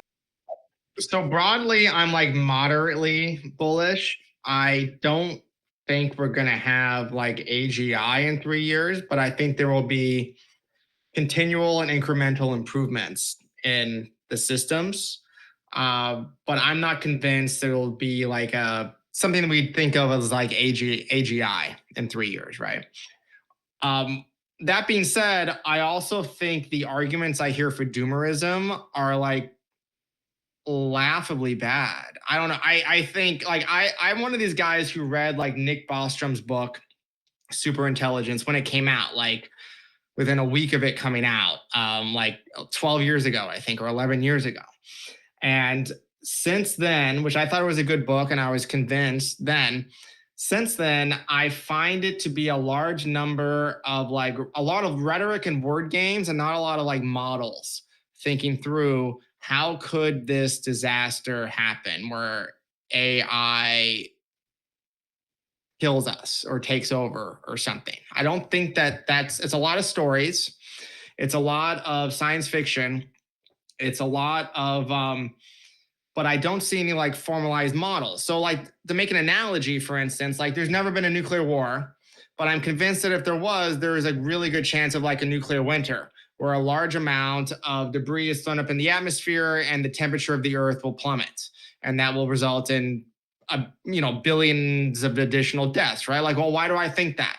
I think that's happened because there were like really good formalized models that have been conducted where they make reasonable estimates and they take what they know about physics and chemistry and climate science and they throw it all together and they say there's a high probability that a nuclear exchange of X number of megatons will throw this much stuff out and it'll cause this disaster, right? I've seen nothing from the doomers that is even 1/1000th as sophisticated or as well thought out or as modeled as that. And if I'm going to take somebody's fears about something catastrophic seriously, I want to know if they've thought about it deeply. I want to know if they thought about it carefully. I want to know if they've considered all the different variables and that they put it together into a formal mathematical model that we can all scrutinize to make sure that it makes sense and that it's logical. And the model doesn't have to be right. Okay. Like that's the thing. Like models are simplifications of the world to try to understand it and to make predictions. But I want to know that they have thought about it carefully and not just written a bunch of scare stories because I see a lot of the latter and basically zero of the former.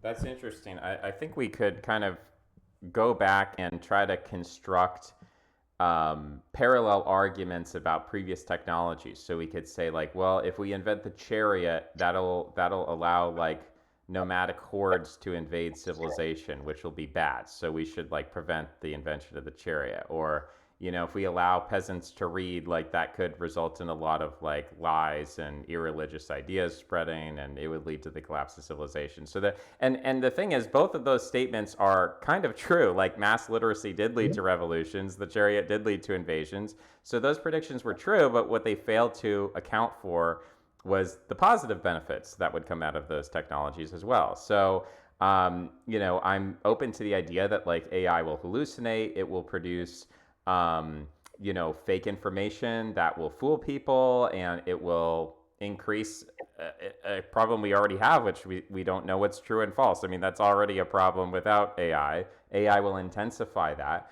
But there are these economic gains that come from that you also have to account for. And I mean, the problem that I see is that generally, historically, I mean, because maybe if America was like an island and we were the only ones with I think there's a lot of similar things with CO2. So it's like, okay, if America was the only country producing CO2 and we had this model of climate change where CO2 is going to result in sea level rise, okay, we're just going to like shut down CO2 production and solve the problem. But the problem is other countries emit CO2. Other countries have AI. So you either regulate it at the global level, which we don't have a global government. I mean, there was an attempt to do something, some Paris Accords or something like that, but it didn't really include China, it didn't really include India, it didn't really include Africa. So uh, these are very limited attempts at global governance.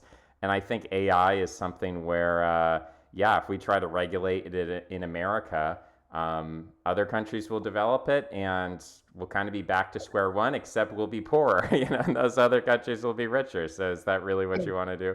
I don't Yeah, know. I mean, I think the more likely thing, right? Like if we're thinking about these, and I'm not thinking on the margin, I'm thinking like extreme scenarios, right? So like, the doomer scenario is it kills us all. But I think it's much more likely that AI, if it really, really improves a lot, will be something that will prevent many more disasters than it will cause, right? Like, I mean, I definitely think AI is already a tool in crime, and it will increasingly be a tool in crime, and it'll be a better tool when it's a better system and it works better, right? But it could also be something that, like, helps us develop better models and prediction systems for asteroids, right? Or for monitoring new viruses that zoonotically evolve, or for helping with like vaccine development or anything else like this, right? So I think it's just almost infinitely more likely that AI will save us than it will kill us. And I guess it has to be infinite because I think the chance of it killing us is like so small and remote. It's like barely even worth considering. So yeah, that's basically where I am on it. So like I look forward to reading Eliezer Yudkowsky's like new book about how AI is going to kill us all, right? But I look forward to reading it in the same way that I look forward to reading science fiction because I enjoy it and it's very entertaining. But ultimately, I don't expect to learn very much about the world and how it works, but I do expect to learn a lot about how Eliezer thinks. And he's a smart guy, right? But I don't think he or the other Doomers have done the hard work. And if it's that important, you you better do the hard work. Like, what's your problem? Well, yeah, I mean, all the same arguments can be made for having nuclear weapons. All the same arguments, by the way, can be made for having anthrax or having any kind of, weapons of that scale, weapons of mass destruction, the fact that they exist, the fact that we allow any movement of people at all, period, Yeah. allows, viruses to go around the world, right? So, if we're trying to minimize risk, we lock everybody inside their village and never let anyone out, and that's how you minimize risk. But going to that kind of model, even if it was preferable, even if you could somehow come up with the moral equation and this is how we save lives, I don't think it's possible. I just think there are going to be other countries that are going to say we don't care that it's risky. We're going to do it anyway. And then again, you're just left poorer at the end of the day, and the consequences are what they are. So, I mean, that's how I view a lot of these things. But people are scared of airplanes because they think the airplane's going to crash. Well, it's safer than a car, and you drive in a car.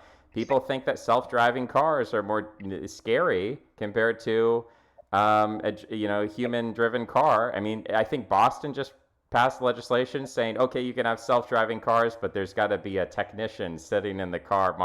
It's like that is a fear-based mindset that ultimately is it does kill people eventually because we have something like 20,000 fatalities a year on that order in America, and it's like if we invested more in self-driving technology, we could save a lot of people's lives. It's a huge killer, but the fact that people are scared of it and they want to regulate it, actually, I mean, it does have these consequences. So, speaking of these big kind of civilizational world-ending things, because it is entertaining.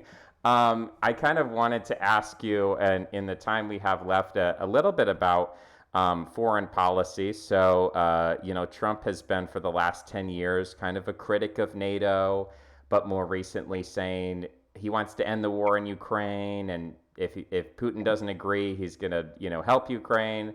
Um, there's obviously been a lot of there's been war in the Middle East. There's this looming conflict potentially around Taiwan. Um, are you bullish with regard to this kind of Pax Americana, NATO, and can these challenges be overcome and sort of continue this even during the Cold War? You could say relatively, even though the Cold War had these proxy wars like Vietnam or Afghanistan, relatively, I mean, it was fairly peaceful in the sense you didn't have these great power conflicts. I mean, Russia wasn't fighting America, Germany wasn't fighting France, and so on. So it's actually a fairly peaceful time. We've continued that post Cold War, again, relative to World War One, World War Two, 7 Years War, whatever. Um, so are you confident, given all the problems we've discussed, a lot of problems of incentives and governance and lying and corruption? It's like, can things like NATO survive that? Are you bearish on that? And do you think, is there an alternative? Can China provide stability? Can BRICS provide stability? Or are we going to a world where Peter Zion imagines we're going to bring back global piracy in high seas, and you're not going to be able to trade across the Pacific because there's going to be pirates on Hawaii, stealing all your cargo ships, and I don't know what sort of time scale, right? You could say that's going to happen in 10 years. It could happen in 50 years. But yeah, what's your general outlook on global security? My general outlook is that we are definitely moving toward a multipolar world rather than a unipolar world, or a monopolar world. So I do think there will be a bigger role for China, India, the Europeans if they ever get their act together, um, as well as the United States and maybe some other regional countries, maybe Brazil or South Africa or whatever, doing their thing and cooperating on providing what the US has largely provided for the last 30 years, a lot of this international security. I'm bearish relatively on NATO, for the notion that I think the European countries have rewritten or free rode on a lot of American security guarantees. And we made a lot more guarantees than we should have, frankly, the United States. I mean, many, many, many more than we should have. And other countries took advantage of that rationally. And so I'm worried about the bad incentives that creates for countries not protecting themselves as much as they should. But also the idea of other countries like bad actors potentially seeing this overstretched American security state and taking advantage of it. China is like so inscrutable to me, that I just find it's hard to see what their goals and intentions are. I mean, I think in their heart of hearts, they want Taiwan back, right? Like that's not a probably. But they also are this like risk averse gerontocracy where they probably won't start a war over it because they didn't even want to open up the country after COVID had basically gone, right? So are they really going to risk a war that has the possibility of turning nuclear and ending the regime and killing the government over there? I doubt it. I really do. I think the world is full of crazy people, but I don't think it's full of like suicidal people. And I don't think the people with the biggest and worst weapons are suicidal, basically, yet. So I think things are moving in a multipolar direction to sum up. I think the US is going to have a smaller role going forward, no matter who wins the next election, for instance. And I also think, another thing also is like in the developed world, like the escalating budgetary and fiscal crises, like the deterioration of the fiscal state in every developed country is going to bring it to a point where even if we want to project an enormous amount of power overseas, I think we're going to be fiscally constrained in doing so. So I don't see the United States doing this if the debt to GDP ratio is like 150%. which it probably will be in like 15 years. So, if not sooner. Jeez. Oh man. So Yeah. we're not So going to be able to afford it, even if we want to. yeah. Yeah. I guess I feel like on Taiwan, it's not so much that I don't think China would invade Taiwan if they thought there was a possibility of a direct confrontation with America. I mean, I think that is very unlikely. What I think is more likely is that there's, in a similar way of when Saddam invaded Kuwait, he talked to the American diplomat and forget her name, but he Yeah. said, look, I've got a problem with Kuwait. I'm thinking about solving my problem, but do you guys have a problem with that? And the response from the diplomat was like, the official position of the United States is we're neutral and we don't, that's not our concern. And he took that as like basically human resources speak for, yeah, go ahead and invade. And then it turned out we had a huge problem with that, of course, because Saudi Arabia had a problem. And so that was a miscalculation. I mean, if Saddam Hussein knew that that war was going to end badly for him and he was going to be pushed out of Kuwait, he would not have started that war. So I think that the best deterrent to China is making it very clear that America is crazy enough to go to war over Taiwan, and then China would be like, yeah, we don't have an interest in doing that. We're not going to fight a war that we could lose. I think the only situation in which they do invade is they say, you know what, America has basically told us that we're overstretched, we can't afford it, we don't want to be involved. And then if they do invade Taiwan and then we change our mind, that's a big problem. If they invade Taiwan and we say, you know what, it's Taiwan, like we're still able to trade for semiconductors, or we can rebuild those factories over here, whatever. It's not a big deal. We'll just give it up. Then yeah, it's not a world war. Um, I think some of the other aspects with like Ukraine and Russia, like a lot of people made the same statement about Russia, and I personally, I was like, why would Russia invade Ukraine? I mean, that's so like 19th, 20th century, like invading another country over an ethnic territorial dispute. Like that doesn't happen in Europe anymore. We're more sophisticated than that. And from my perspective, the reason why, you talk about gerontocracy, I mean, Russia is an aging population, and that has an impact on their ability to recruit and field soldiers. And Ukraine has the same problem. I mean, China has the same problem. So some people said this was, and this is sort of a Peter Zion thing, he said this is sort of Russia's last chance to launch an aggressive war because they're just not going to have enough soldiers in 20 years to do something like that.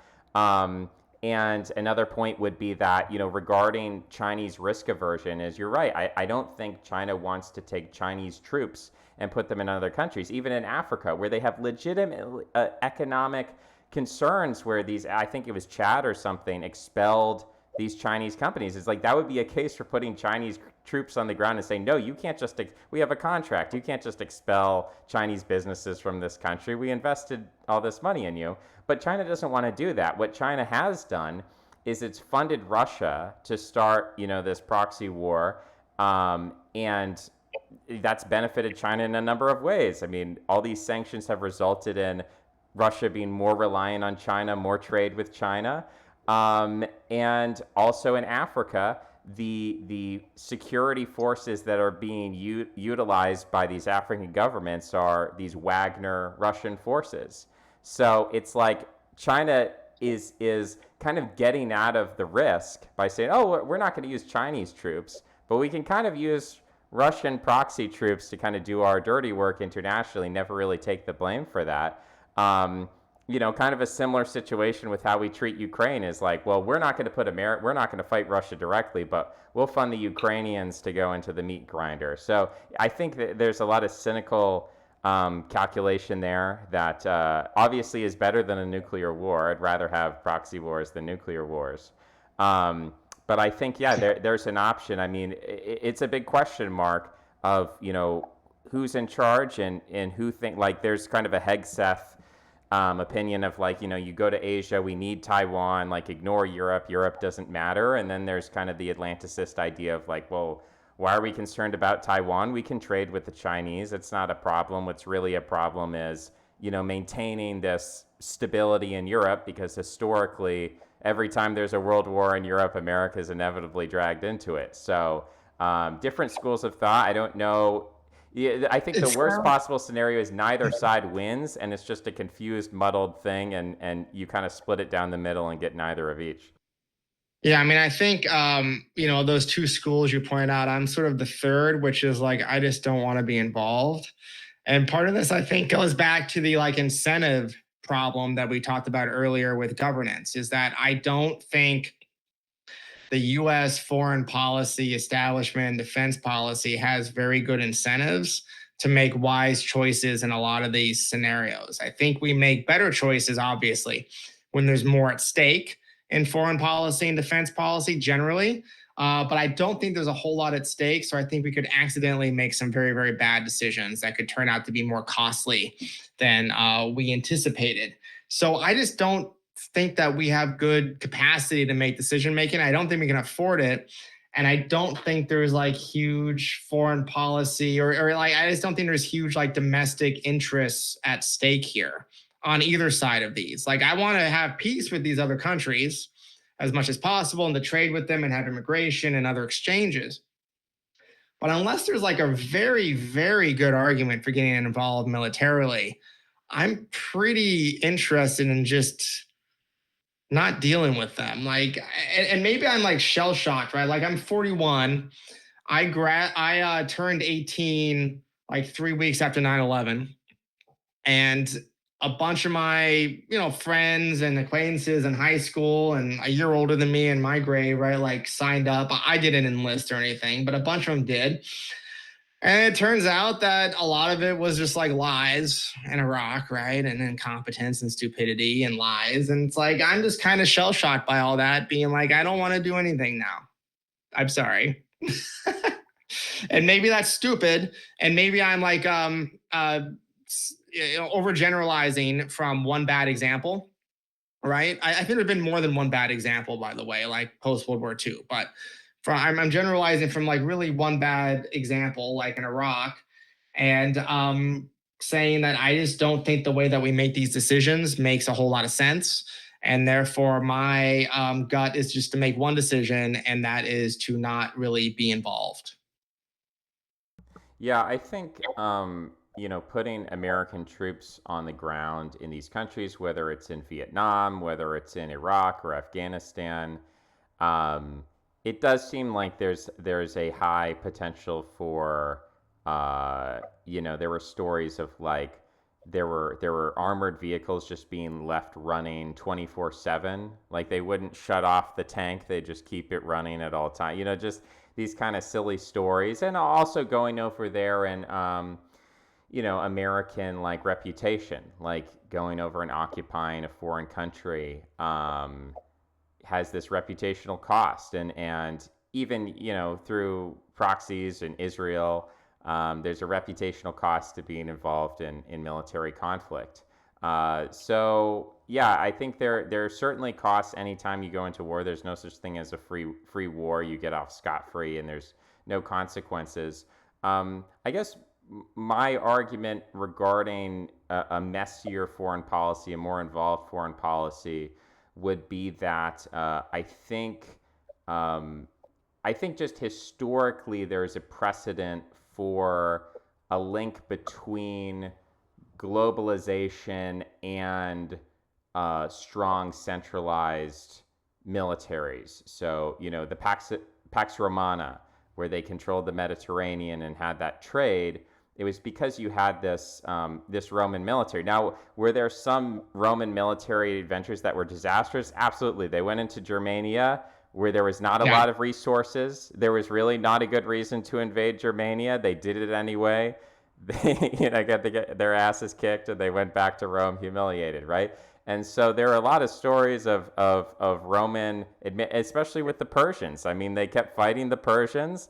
Nobody was winning territory. No, it never really got resolved. It weakened both empires. Roman emperors were killed in the field. So that was a terrible decision. But I think as a just as a strategic decision, like should America spend 5% on the military? Should we have bases in other countries? Should we have foreign alliances? I think I'm generally net positive on the idea. I think there's always going to be, for the reasons we've talked about with COVID and everything else, there are obviously going to be mistakes, inefficiencies, consequences. But I guess I'm just not a doctrinaire isolationist of just saying, as a general heuristic, we shouldn't be involved. My general heuristic is wherever we have the opportunity to be involved, we should definitely at least give it the chance of figuring out how we should be. And I'm personally more for diplomacy. I think we should try diplomacy with everyone. Hamas, Iran, like just North Korea, China, whatever. It doesn't matter. Russia. I mean, I want to try diplomacy with everybody. That's my first option, but I think that the diplomacy is stronger with the threat of force, and that you employ that as little as possible. So speak softly, carry a big stick. Teddy Roosevelt, have a big navy, try to be involved with these countries. I think that ultimately is good for America. I think it's probably part of the reason why Trump's tariff policies and his negotiations haven't been as bad as they could have been, because all of these countries kind of have this implicit like security arrangement or explicit with America. And they're like, okay, this is a bad trade deal, but we sort of have to take it because of national security. So that's an advantage for America. And I think ultimately for the world, having a big dog, having a king of the hill, as we talked about chaos, like I think it sort of reduces global chaos. Does America make mistakes? Do we sort of marginally increase chaos? Yes. But I think the total alternative is in a multipolar world. I think you have more chaos. I think you have more regional war. I think more people end up dying when there's no kind of global hegemon. Then, I mean, you get these kind of border wars and disputes. Like, I think we actually have played a positive role in like India, Pakistan, or Thailand, Cambodia. Like, we do have the influence to help introduce stability because of our military influence.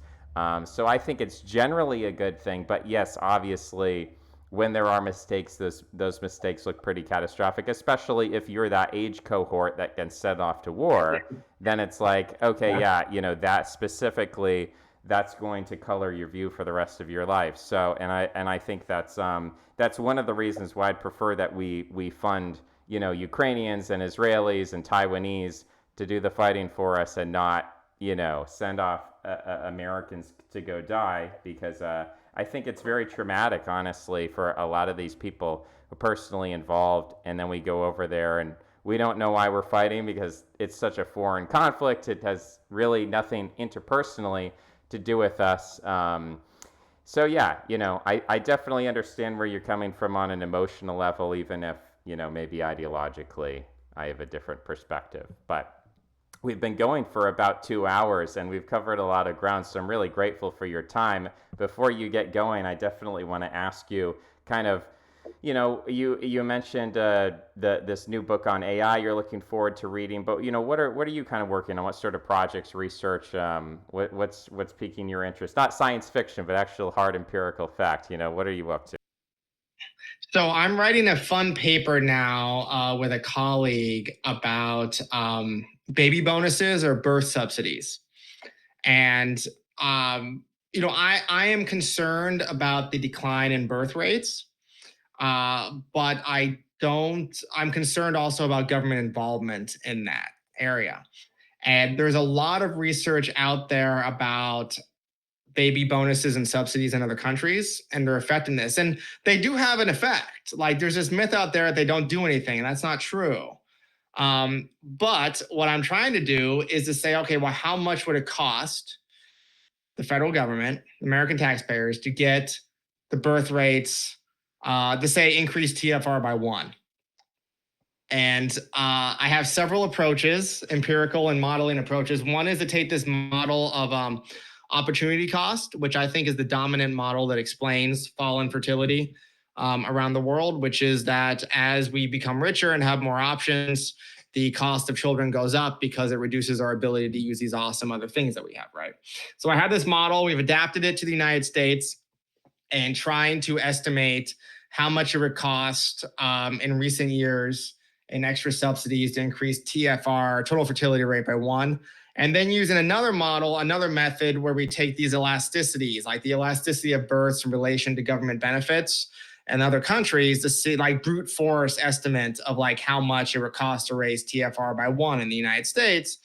And it actually produces like both of those methods, like surprisingly similar results, which is somewhere on the order of about the combined cost of Social Security and Medicaid per year, which escalates every year as people get richer because it's the opportunity cost model. So, um, very expensive. So we're not having a hard like. I'm not coming out in this paper and saying I'm opposed to it. Like I do oppose it, but the point is not to write another paper saying I think this is a bad idea. The point is to write a paper and say, okay, let's say you want to do it. How much is it going to cost?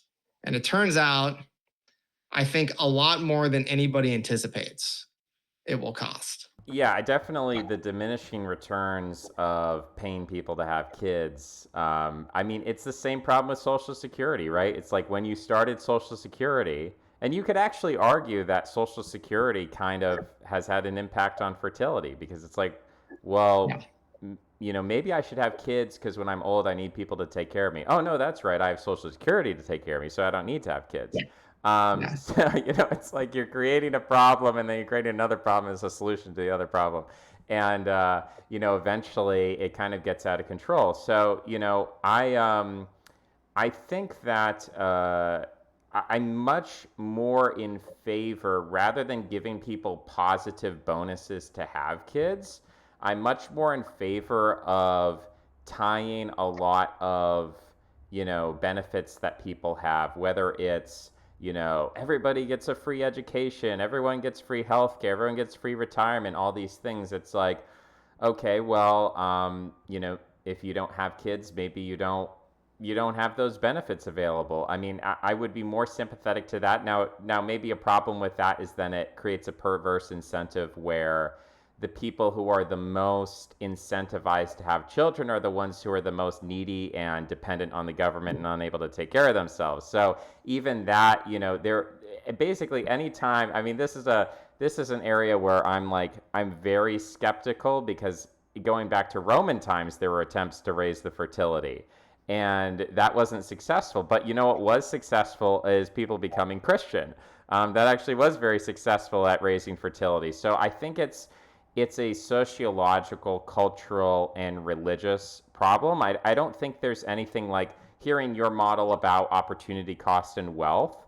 I think that might be true in relative terms, like comparing parents, grandparents, whatever, like locally, generationally, within time frames that humans can understand. But obviously, like Dutch Calvinists are fantastically more wealthy than the Romans who had lower fertility. So I don't think wealth in absolute terms determines Yeah. fertility, but maybe relatively, the change of wealth over time might have that impact on fertility that you're describing. So what I think is interesting is there's this thing called the demographic transition, which is basically when countries become wealthier, their the death rate drops and the fertility rate drops. And so you get this middle period where death rates are lowing and dropping, and then the fertility rate's higher. You get the escalating growth. And then you get to the situation where we are, which is, mortality and fertility are low. And basically, this is happening everywhere. I mean, it's not something that is happening entirely in developed countries. It's happening more actually and more quickly in middle income countries. It's happening in basically every poor country. There's a handful of exceptions, but they're going to be on this boat pretty soon. And so when I take a look at this stuff and think like what could be causing this, I think it's got to be something, probably, right? I could be convinced otherwise, but it's probably something that's affecting all of these countries at the same time. And what's affecting all these countries at the same time? They're all getting richer, and the opportunity cost, especially for women, who of course bear the vast majority of the cost of having children, the opportunity cost of doing so is going up dramatically for all these people, right? So, like, one of the key portions of this model actually is the female male wage ratio in households. And so, what's interesting is the amount of subsidy required to induce additional births is a lot lower when female wage ratio, like wages are a lot lower relative to males, right? So, this is the type of thing where um, I think the cultural element comes in because culture and economics and all this stuff, it's all endogenous. Like they all move and affect each other, and you can't really separate them, and you never can, right? But this is one thing where I think a lot of the cultural changes in terms of norms about family size, in terms of norms about female participation in the labor force, norms about getting married, etc. A lot of this stuff is like downstream from changes in economics, where all of a sudden, like if a woman, like my wife, for instance, makes a crap load of money, right? And we have 3 kids. And it's the type of thing where if she made, I don't know, $30,000 a year, she probably wouldn't work. But instead, she makes a lot more than that. And so she works. And as a result, I think our fertility is lower than it otherwise would be. So we could kill the labor market. Like I wrote this piece for Quillette a couple years ago, based on a conversation I had with somebody in the green room at Fox, where basically he was saying you got to stop immigrant assimilation because their fertility comes down really quickly to American norms, and we need their babies. And he's like, we need to stop this cultural assimilation. I said, it's not culture, it's economics. Like they come here, they make a lot of money. The women make a lot of money. They understand that. So they have fewer kids, right? And so hilariously, I think the thing that would work, which I do not support, would be to have incredibly high taxes on the second earner in a household. To basically be so high that you force them out of the labor market. And I'm like, okay, I think that would work. But the cost of that in terms of the social costs, in terms of the cost of the economy, in terms of the cost of basically not like basically telling the second earner household who overwhelmingly is going to be woman, like, oh, you can't pursue your dreams because we think this, like, that's like so high. That's like obviously not worth it to me. So I don't know if we're going to get to this. I'm like pretty pessimistic actually about birth rates. And I think absent some like amazing technological changes, I don't think we're going to find our way out of it because it's too expensive to do it with like blunt force subsidies, I think. Maybe I'm wrong in my models, but I think it's too expensive. And I don't think people are going to accept the enormous other reductions in liberty that are required to increase fertility, partly because like I don't even accept them. Like I would never accept them. So maybe I'm wrong about both of those things, but that's where I stand. What do you think about it? Well, so I don't really like the idea of raising taxes to 90% or whatever. But so if we're going into the land of like, theocratic conservatism and craziness, then I would say like if I like so let's say I'm in charge of Iran and Iran has a dropping birth rate. And I look at Iranian society, I'm like, wow, women are exceptionally educated in Iranian society. And that's probably good for the economy because it doubles your workforce, your skilled workforce. That's important. But if my only priority is the birth rate and I don't care about anything else, and I'm thinking, how can I most cheaply, without any government expenditure at all, achieve this? I would say, okay, whatever government subsidies there are for women in education, those are just cut. So it's like if parents want to send their daughters to school, there's private school. I mean, they can do that. And it's interesting because there have been various studies done on the impact of education in terms of political beliefs, in terms of fertility. And there's this kind of interesting curve that's been changing over time. Like it's not a static relationship. But people assume that, okay, more education makes women just secular and liberal and they don't want to have kids. But women who get PhDs have more children than women who have masters and bachelors. So it's not actually a linear relationship. No. Yeah. And I think a lot of this conservative panic over the idea that you send your children to college and they become woke and they come back and they're Marxist. I think that narrative is maybe was relevant in the 1960s or something. I think it's kind of the opposite now. I think that actually the impact of education on political views is 90% K through 12, and I think it's maybe 10%, college education. And so I think that actually people saying like there's a big conservative push now to say like, well, it's the colleges that are making the country go crazy. And if we want to take back control of education, we really need to go after these colleges. But it's actually really K through 12 that I think people are getting there. I mean, and I'll just say from personal experience, like other people have different experiences, but going through K through 12 was like, yeah, I had a lot of liberal teachers and they really didn't like Republicans and they weren't shy to say that, and that has an impact on kids, especially given the gender imbalance. Like a lot of these professions have become female dominated in a way they weren't 50 years ago, 100 years ago. So I think these are all things that if we're trying to just ask like what would be the impact of this policy if I was trying to pursue this outcome, how could I do so the most cheaply? And I was just like given that job with like no, I'm just an AI with no moral standards and guidelines, and I'm just like, okay, beep boop, I'm gonna figure this out. I'd be like, yeah, let's cut government funding for female education. Now, no, the like that's like basically 1% of the population would support that, because effectively public education, even if you don't actually care about your children at all, which some people unfortunately don't, but what you do care about is going to work, making money, and having a free babysitter. And that's what K through 12 is for a lot of parents. It's a free babysitter. So virtually no one in this country is in favor of that.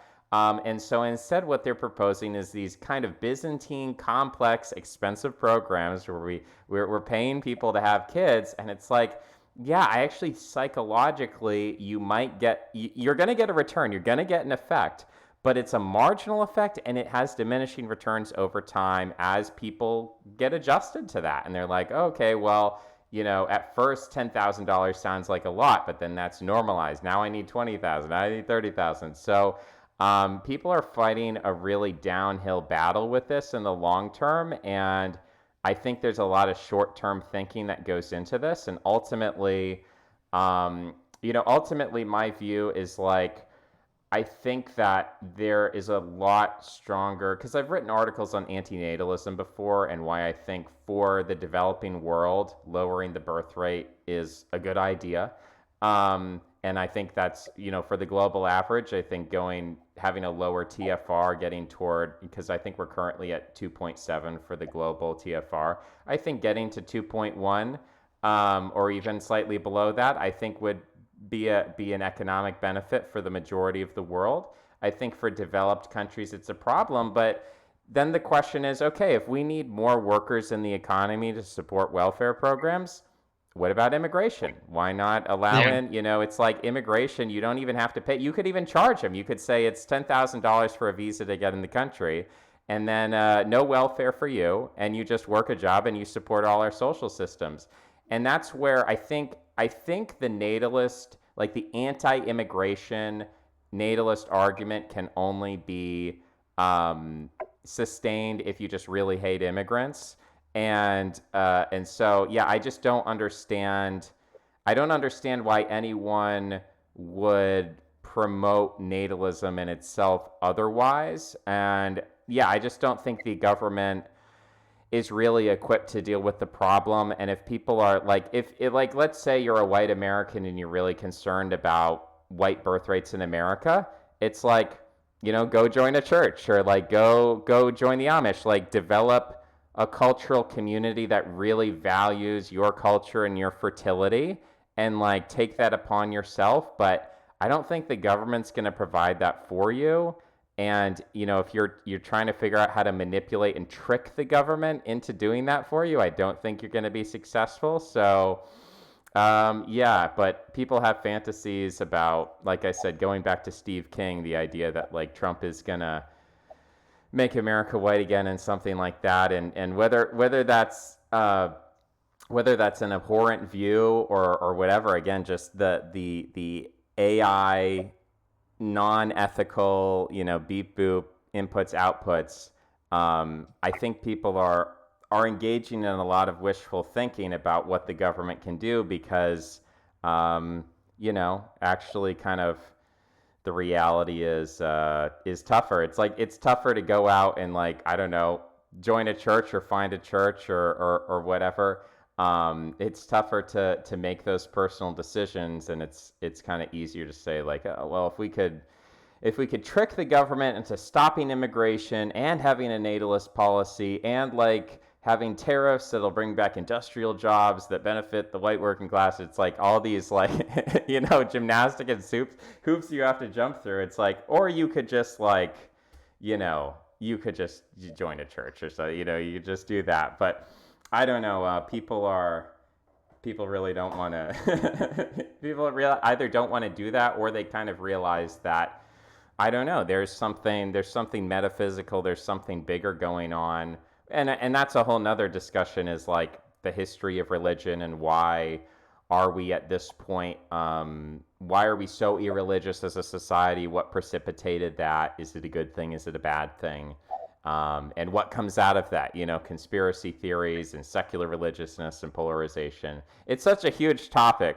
Uh, I know we're not going to get to it today, but I'd really like to have you back on sometime, and maybe get. I sent you some questions, and I was like, "What about these crazy? What about some crazy questions?" And we're trying to keep it more contained today. But yeah, I'd love to have you back and talk maybe more about these big picture topics. But I really appreciate that you came prepared with materials and statistics and research that you could, like, point to people and say, hey, actually, we have looked into these things, and these topics can get uncomfortable or politically incorrect, but there is a way to have a discussion that is good faith and deals with the facts and is not emotional or hysterical or just calling you racist for being anti-immigrant. And we can actually talk about the hard data. So honestly, it's not a conversation that is easy to have for most people, because getting the data is hard. So I really appreciate you doing the work, to make the case for it.